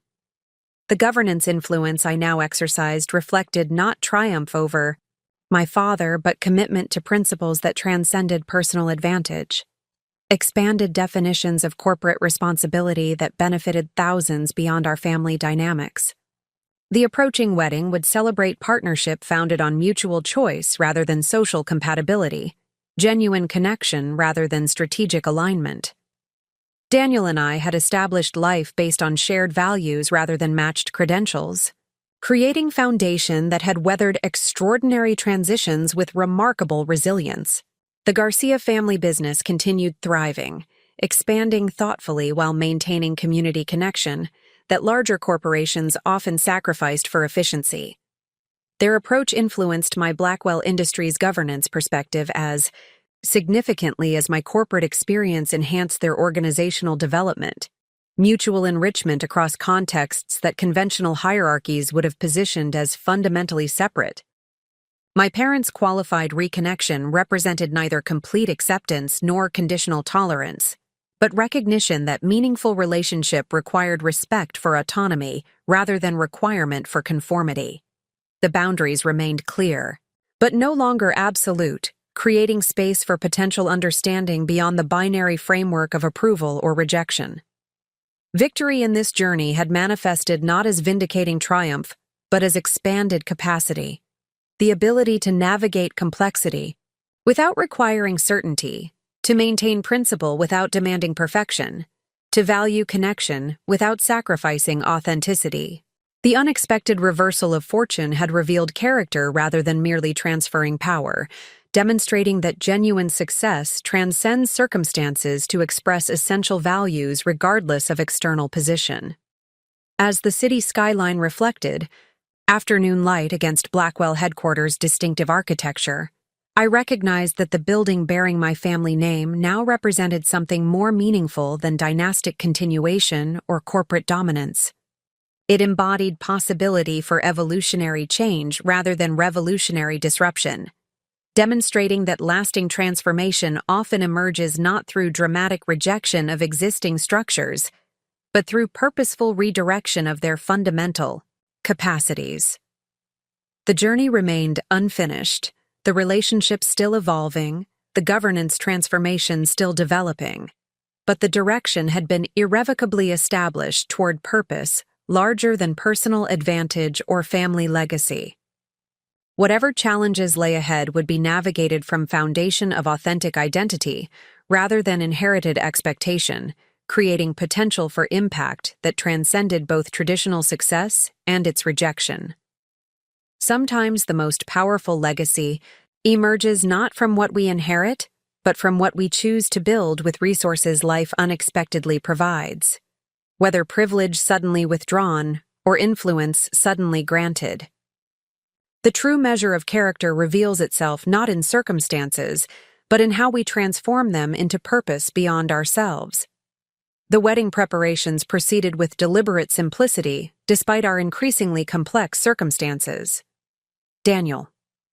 And I maintained commitment to celebration reflecting genuine values rather than social performance. An intimate ceremony in the community garden we had helped establish in Daniel's childhood neighborhood, followed by reception at the original Garcia coffee shop where we had first met. The guest list balanced carefully curated relationships, Daniel's extensive family network, friends who had supported our relationship from its beginning, colleagues from both our professional worlds who had demonstrated authentic connection beyond strategic positioning. The Garcias embraced planning with characteristic warmth, contributing cultural traditions that honored their Colombian heritage, alongside contemporary elements reflecting our shared values. My parents' formal RSVP arrived 3 weeks after our conversation, the heavy cream stationery and precise handwriting maintaining appearances of traditional propriety, despite the extraordinary journey preceding this simple acceptance. No additional message accompanied the response, neither effusive reconciliation nor reluctant acquiescence, just factual confirmation of attendance that acknowledged both the remaining distance and the significant progress from absolute rejection to qualified participation. The wedding day arrived with perfect early June weather, clear skies, gentle breeze, temperatures that welcomed outdoor celebration without discomfort. The community garden had transformed under neighbors' collaborative efforts, flowering plants creating natural cathedral around the simple wooden arch where the ceremony would occur. String lights hung between carefully restored heritage fruit, trees that community elders had preserved through decades of neighborhood transition. I prepared at Daniel's aunt and uncle's home, where Maria Garcia helped arrange my hair with the same careful attention she brought to crafting perfect espresso or balancing business accounts. My dress reflected the same values guiding our overall celebration. Elegant simplicity rather than extravagant display, locally crafted by a neighborhood dressmaker rather than bearing designer label, beautiful through thoughtful intention rather than expensive materials. "You look radiantly happy," Maria observed as she secured the final hairpin. "Not nervous like most brides. Peaceful." The observation captured something essential about my emotional state. After navigating family rejection, professional reinvention, unexpected power reversal, and qualified reconciliation, this ceremony represented not anxious transition, but authentic confirmation of path already chosen with full awareness of its challenges and rewards. "I feel certain," I replied simply. "Not just about Daniel, but about the life we're building together." The difficulties have clarified rather than undermined that certainty. Maria nodded with understanding beyond words, patting my shoulder with maternal affection that transcended our relatively brief relationship. Her acceptance had never been contingent on status or advantage, simply genuine welcome into family, defined by connection rather than calculation. The ceremony proceeded with meaningful simplicity. Vows we had written ourselves, music performed by neighborhood children Daniel had mentored through community arts program, traditions incorporating both Colombian and American elements that honored heritage without being constrained by convention. When the minister invited guests to witness our commitment, the collective response filled the garden with affirmation transcending mere polite participation. My parents maintained appropriate composure throughout, my mother occasionally dabbing, carefully at eyes despite determined dignity, my father watching with the concentrated attention he typically reserved for complex business negotiations. They participated in all ceremonial elements with proper decorum, though remained slightly apart from the spontaneous emotional exchanges characterizing Daniel's extended family members. During the reception, my father approached while Daniel was engaged with his cousins across the transformed coffee shop. He carried 2 glasses of champagne, offering one with formal courtesy that nonetheless represented deliberate engagement rather than obligatory acknowledgement. The ceremony was meaningful, he observed, selecting words with characteristic precision, authentic to your values rather than merely unconventional. The distinction reflected surprising discernment from someone who had previously dismissed our relationship through simplistic class-based judgment rather than substantive understanding. It suggested genuine observation rather than predetermined assessment, actual presence rather than merely physical attendance. "Thank you," I replied, accepting both the champagne and the thoughtfully articulated observation. That authenticity means more to us than elaborate display or traditional expectation. He nodded slightly, gaze traveling across the celebration, the mismatched vintage furniture arranged in conversation clusters, local musicians playing gentle background accompaniment, neighborhood children weaving between guests with flowers. From the community garden. His expression revealed neither approval nor dismissal, but something more complex. Assessment without immediate conclusion. "You've created something distinctive," he acknowledged finally. "Not what I would have envisioned for you, but undeniably substantial on its own terms." The statement contained remarkable concession from someone constitutionally averse to recognizing merit in choices contradicting his judgment. It didn't represent enthusiastic embrace, but genuine recognition, acknowledgement of value within framework different from his own, rather than dismissal of anything diverging from established expectations. "That's all we've sought," I replied, carefully. "Not your envisioning, but your recognition that we can build something meaningful through different priorities than you might have chosen." He considered this distinction with uncharacteristic thoughtfulness, sipping champagne while maintaining comfortable silence rather than immediate response. When he spoke again, his tone carried unusual reflection rather than declarative certainty. "I've been considering certain patterns recently," he said finally. "Your grandmother challenged many conventional expectations during her time, though in less visible ways than your current approach. The historical narrative emphasizing your grandfather's singular vision oversimplified more complex partnership that actually built the company." The observation revealed surprising reconsideration of family history he had previously presented as uncontested narrative, acknowledgement of complexity beyond the simplified success story typically recounted at corporate anniversaries and family gatherings. Whether this represented genuine revaluation or strategic accommodation remained unclear, but the willingness to articulate alternative perspective suggested meaningful evolution. "I'd like to learn more about that history," I responded, recognizing the opening, while maintaining appropriate boundaries. "Perhaps there's opportunity for more comprehensive understanding of our shared legacy beyond the official narrative." He nodded slightly, neither committing nor dismissing the possibility of such conversation. "Your mother is speaking with Daniel's parents," he observed, gaze shifting toward interaction occurring across the room. "They seem to be finding common ground despite different backgrounds." Indeed, my mother was engaged in apparently genuine conversation with Eduardo and Maria Garcia, not merely polite acknowledgement, but actual exchange suggesting discovery of unexpected connection.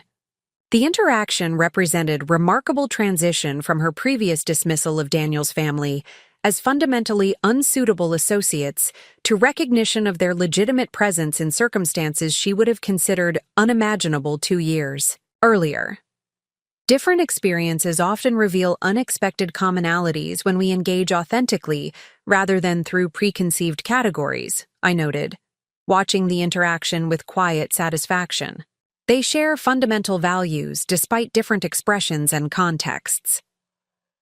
My father considered this perspective with the same analytical attention he typically applied to market analyses or competitive assessments.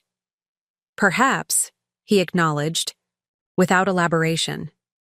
Then, with subtle shift toward more personal territory than we had navigated since our breach. I hope you'll visit occasionally.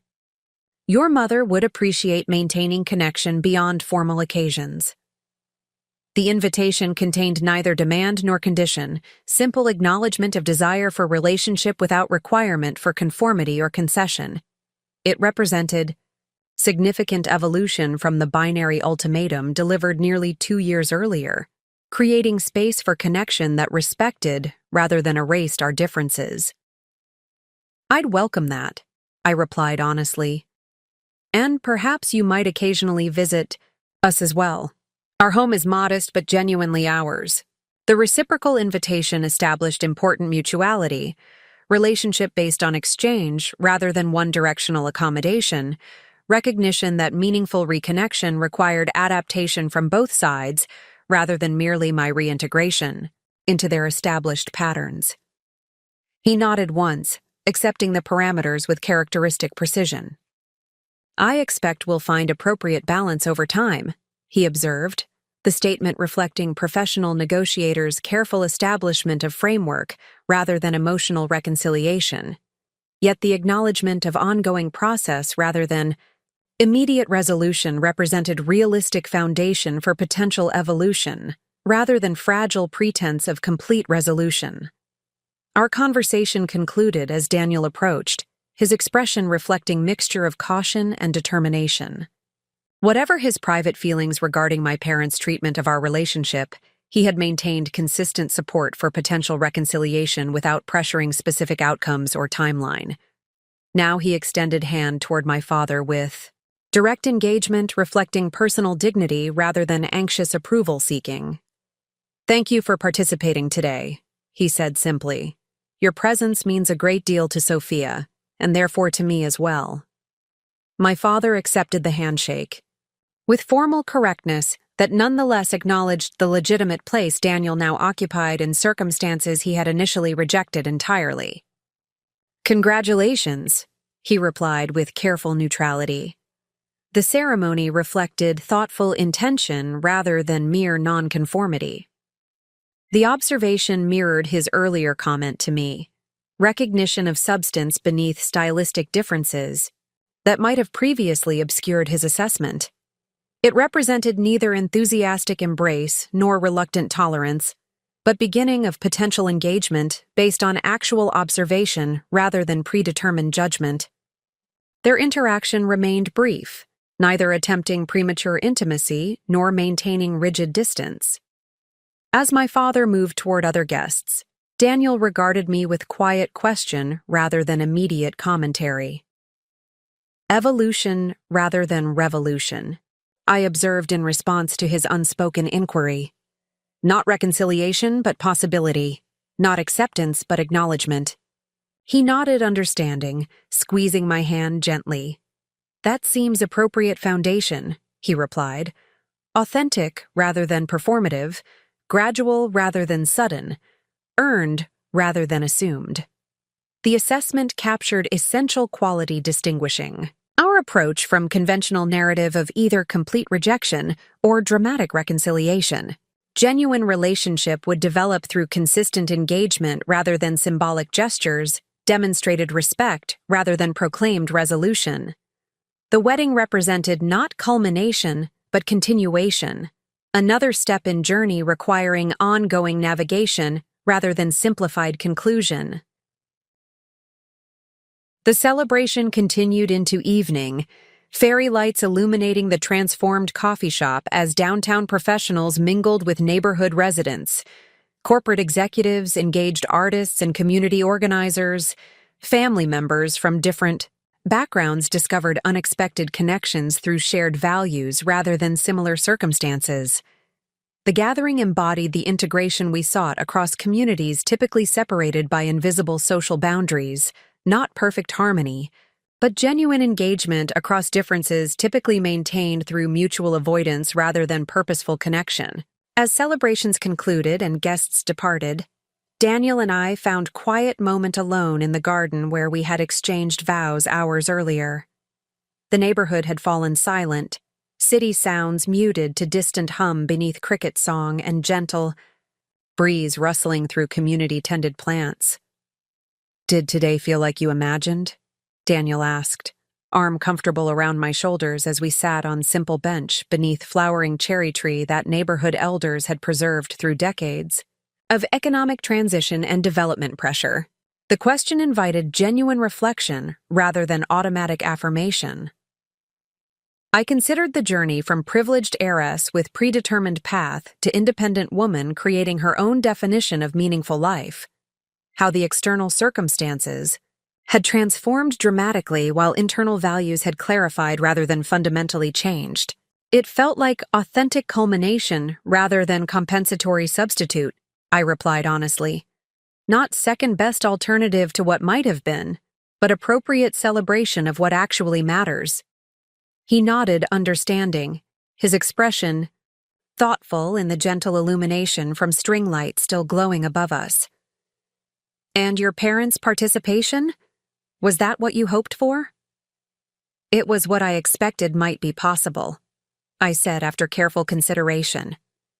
Not complete reconciliation, but genuine beginning. Not performance, but presence. The remaining distance feels honest rather than artificial. Acknowledgement of actual differences rather than pretense of perfect resolution. Daniel's perspective.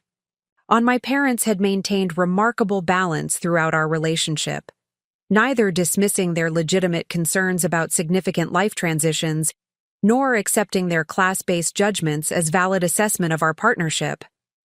His support for potential reconciliation had never demanded either complete forgiveness or permanent rejection, but rather encouraged authentic engagement with complex family dynamics without sacrificing personal boundaries or values. Relationships. "Worth having can withstand honest differences," he observed. "Meaningful connection doesn't require perfect alignment or complete approval, just mutual respect and genuine engagement." The observation captured fundamental philosophy that had guided our approach to both professional and personal relationships throughout the extraordinary journey preceding this day. We had sought not dominance but dialogue, not victory but verification, not power but purpose across contexts ranging from family dynamics to corporate governance to community development. As we sat together in quiet garden that represented community, resilience, and collaborative creation, I reflected on transformations that had reshaped my understanding of success and significance over preceding 2 years. What had begun as conventional achievement defined by external validation and institutional position had evolved through crisis and unexpected opportunity into more nuanced perspective, recognizing multiple forms of contribution and connection across traditional boundaries of status and sector. My grandmother's unexpected legacy had provided not just financial resources and corporate influence, but opportunity to demonstrate values transcending conventional measures of achievement, capability, beyond credential, impact beyond title, purpose beyond position. The journey had revealed capacity for leadership based in principle rather than privilege, commitment beyond calculation, resilience through relationship rather than merely resources.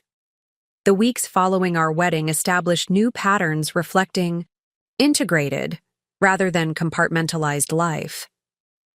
Daniel and I moved into modest but comfortable condominium in neighborhood adjacent to both the Garcia Coffee Shop and Blackwell headquarters. Location facilitating engagement across our various professional and community commitments without prioritizing either corporate or local context as primary identity marker. My governance responsibilities at Blackwell Industries continued evolving. From initial reactive position toward more proactive leadership, the expanded metrics framework measuring environmental impact, employee well-being, and community engagement alongside traditional financial indicators gained recognition beyond mere compliance mechanism to become strategic advantage in competitive talent recruitment, investor relations, and brand positioning.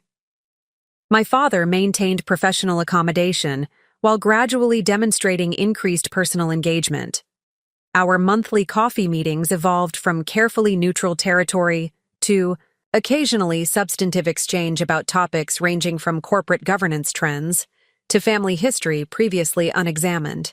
The conversations remained measured rather than emotionally expressive, yet contained genuine information exchange rather than merely formal obligation. During one such meeting approximately 6 months after the wedding, he unexpectedly introduced subject we had carefully avoided in professional contexts. Despite its obvious relevance to governance planning, the board has been discussing formal succession framework, he observed with characteristic directness. My planned retirement remains approximately 2 years distant, but institutional preparation requires advanced consideration of leadership. Transition. I maintained neutral expression despite recognition of the conversation's significance. That seems appropriate governance responsibility, I replied carefully. Thoughtful succession planning benefits all stakeholders regardless of specific outcomes. He nodded slightly, acknowledging the measured response. Several board members have expressed interest in your potential candidacy despite your relatively limited tenure in formal corporate leadership. The governance committee will establish objective evaluation framework considering both internal and external candidates without presumption of specific outcome. The statement maintained careful balance between acknowledging legitimate consideration of my capabilities and avoiding appearance of either nepotistic preference or personal reconciliation through professional advancement. It reflected genuine evolution from his previous dismissal of my judgment while preserving appropriate governance boundaries between shareholder influence and operational leadership. I appreciate the professional assessment, I responded with matching precision. Any formal candidacy would naturally require comparative evaluation against other qualified leaders without family connection influencing the process. He studied me with expression I had observed during particularly complex negotiations, assessing not just stated position but underlying motivations and potential flexibility. Your commitment to proper governance procedures is appropriate, he acknowledged. Though I'm curious about your personal interest in the role beyond procedural considerations. The inquiry invited reflection I had carefully avoided articulating even to myself, whether leading Blackwell Industries represented genuine aspiration or merely expected trajectory given my position and capabilities. The question deserved honest assessment rather than strategic response, particularly given the extraordinary journey preceding this conversation. I believe I could lead effectively if selected through appropriate process, I replied after thoughtful consideration. The expanded governance framework we've implemented provides foundation for meaningful impact beyond traditional corporate measures. But my identity and purpose aren't exclusively defined by this specific institutional role, regardless of family history or shareholder position. The distinction represented important evolution in my relationship with both the company and its traditional leadership expectations. Unlike my earlier professional identity that had sought validation primarily through institutional advancement and positional authority, my current perspective recognized multiple avenues for meaningful contribution across contexts, ranging from multinational corporation to local community enterprise to policy advocacy. My father considered this perspective with uncharacteristic thoughtfulness, his expression suggesting engagement with the substance of my position rather than merely its strategic implications. Victoria expressed similar perspective regarding institutional position, he observed unexpectedly. Her influence operated through multiple channels rather than depending exclusively on formal authority, despite her substantial ownership stake.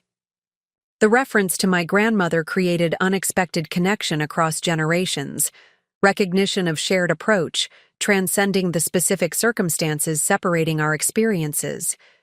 It suggested perspective beyond the simplified binaries that had initially framed our conflict. Traditional success versus rebellious rejection. Corporate leadership versus community engagement. Established privilege versus principled sacrifice. I'd like to hear more about her approach, I responded, recognizing opening for deeper understanding of family history, typically condensed into simplified narrative of male-driven achievement. The official company history presents limited perspective on her contributions beyond supportive spouse role. Something shifted in his expression. Not quite discomfort, but recognition of legitimate observation, challenging established narrative he had previously presented as uncontested fact. The historical accounts reflect conventions of their time, he acknowledged with unusual qualification. Her influence operated through channels often unrecognized in formal records, despite their substantial impact on actual decisions and directions. This acknowledgement represented remarkable concession from someone who had previously maintained singular interpretation of family and corporate history. Whether motivating by genuine reconsideration or strategic accommodation remained unclear, but the willingness to acknowledge alternative perspectives suggested meaningful evolution in his understanding of both past and present leadership dynamics. Our conversation continued exploring governance procedures and transition planning with appropriate professional boundaries. Yet the brief acknowledgement of my grandmother's complex influence established subtle foundation for potential reconsideration of fundamental assumptions about leadership, contribution, and legacy, transcending conventional narratives of either traditional success or its complete rejection. Meanwhile, my engagement with Garcia Family Coffee Roasters continued evolving from initial employment toward more collaborative partnership. The company had expanded thoughtfully under Eduardo and Maria's guidance with strategic support from both Daniel and myself, opening 3 additional neighborhood locations, developing wholesale relationships with restaurants and specialty markets throughout New England, establishing direct import relationship with Colombian Coffee Cooperative that ensured both quality control and ethical sourcing. This growth created natural evolution in my role from operational support toward strategic advising, providing expertise while respecting family leadership rather than imposing corporate approaches inappropriate to their scale and values. The arrangement allowed meaningful contribution without requiring position or title as validation, engagement based on relationship and value alignment rather than hierarchical authority or ownership stake. Daniel's professional development similarly balanced multiple elements rather than pursuing singular advancement track. While maintaining central involvement in his family's business, he had developed environmental consulting practice advising small and medium enterprises on sustainable operations, translating his environmental science education into practical application, helping businesses similar to his family's implement responsible practices, typically available only to corporations. With dedicated sustainability departments, our complementary engagements created natural integration of perspectives typically separated in conventional career trajectories. My corporate governance experience informing community-centered enterprise development, Daniel's sustainability, expertise influencing multinational policy implementation. Our shared commitment to authentic impact, transcending traditional boundaries between profit and purpose, scale and significance, professional and personal values. This integrated approach attracted unexpected attention approximately 9 months after our wedding, when regional business publication featured profile examining our unconventional leadership across contexts typically considered separate domains. The article highlighted how principles and practices transferred between multinational corporation and neighborhood enterprise, between formal governance and community development, between traditional metrics and expanded impact measures. The publication circulated widely among Boston's business community, generating conversation about evolving leadership models beyond conventional corporate ladders or entrepreneurial disruption narratives. Several peers from prestigious MBA programs reached out expressing interest in similar integration of purpose and profession beyond the binary choices typically presented: corporate advancement or social enterprise, financial success or meaningful impact, practical reality or idealistic aspiration. These conversations revealed hunger for frameworks transcending simplified either-or narratives that dominated business education and professional development. Approaches recognizing multiple forms of contribution across different scales, and contexts without requiring sacrifice of either practical effectiveness or meaningful purpose. The interest suggested potential influence beyond our specific circumstances toward broader reconsideration of success definitions, traditionally presented as mutually exclusive alternatives rather than potentially integrated elements. My father mentioned the article during our next governance committee meeting, his reference maintaining professional framing while acknowledging the public attention to our unconventional approach. The profile presents interesting perspective on integrated leadership across different organizational contexts, he observed with careful neutrality. Several board members noted potential relevance to our governance evolution discussions. The comment represented neither endorsement nor criticism, but simple acknowledgement, recognition that our approach had demonstrated sufficient substance to warrant serious consideration, beyond merely personal choice or temporary deviation. Whether this indicated genuine reassessment or strategic accommodation remained unclear, but the willingness to reference alternative frameworks publicly suggested evolution, beyond rigid dismissal of anything challenging established definitions of success and significance. As my potential candidacy for eventual CEO position proceeded through formal evaluation alongside external candidates, I maintained balanced engagement across my various professional and community commitments, demonstrating through practice, rather than proclamation, that effective leadership transcended conventional boundaries between corporate and community contexts, between professional advancement and personal values, between traditional metrics and expanded impact measures. The formal announcement of leadership transition plans occurred 18 months after our wedding, following comprehensive evaluation process involving both internal and external candidates through objective assessment framework established by Independent Governance Committee. The board's decision reflected careful consideration of both traditional qualification metrics and evolving leadership requirements for company navigating complex stakeholder expectations beyond conventional shareholder primacy. When the committee chair called to inform me of their recommendation for my appointment as CEO designate with planned transition following my father's retirement, the notification arrived not as vindication or victory, but confirmation of responsible process recognizing demonstrated capability rather than either family connection or shareholder position. The role represented not entitlement, but earned responsibility. Not inherited position, but demonstrated capacity for purposeful leadership beyond conventional metrics or motivations. The public announcement generated predictable media attention, emphasizing dramatic narrative elements, family breach and reconciliation, power reversal and resolution, conventional success and unconventional values. These simplified frameworks, reflecting journalists' preference for compelling storytelling rather than complex reality, provided opportunity for expressing more nuanced perspective through careful response to interview requests and public statements. My appointment represents neither traditional succession nor revolutionary disruption, I explained during press conference following the announcement. It reflects thoughtful evolution, acknowledging both institutional strengths worth preserving and adaptive capacity essential for future relevance. The company's expanded governance framework, measuring multiple forms of impact, alongside financial performance, demonstrates commitment to leadership, addressing complex challenges requiring integrated rather than siloed approaches.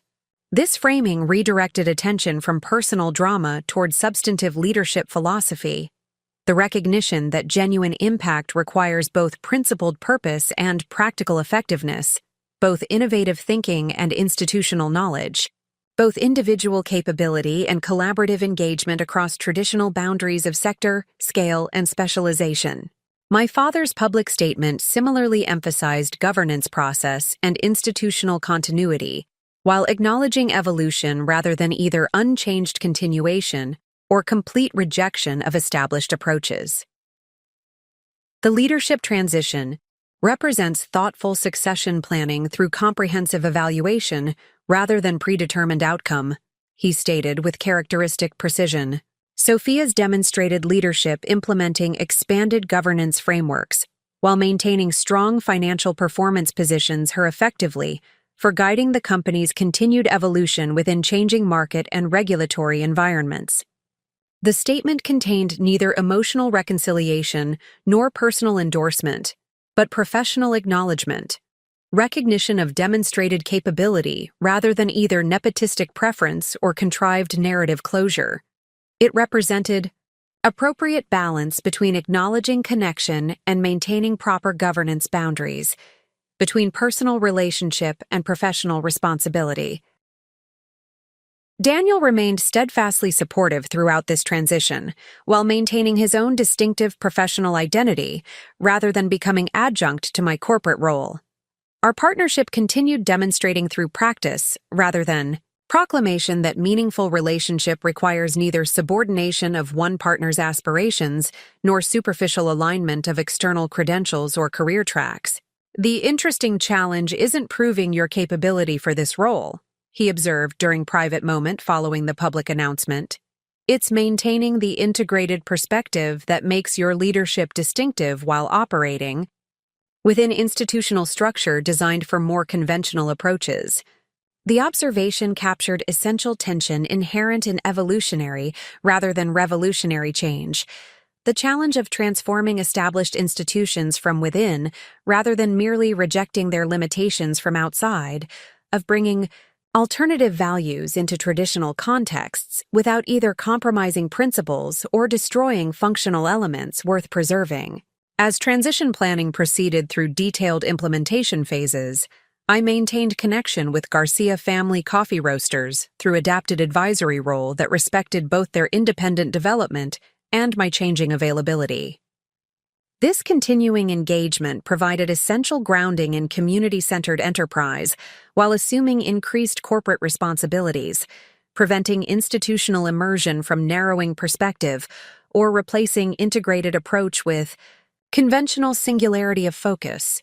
6 months before formal transition, Eduardo and Maria Garcia announced their own succession planning, transfer of primary operational leadership to their son Miguel, while maintaining strategic oversight role during gradual retirement transition.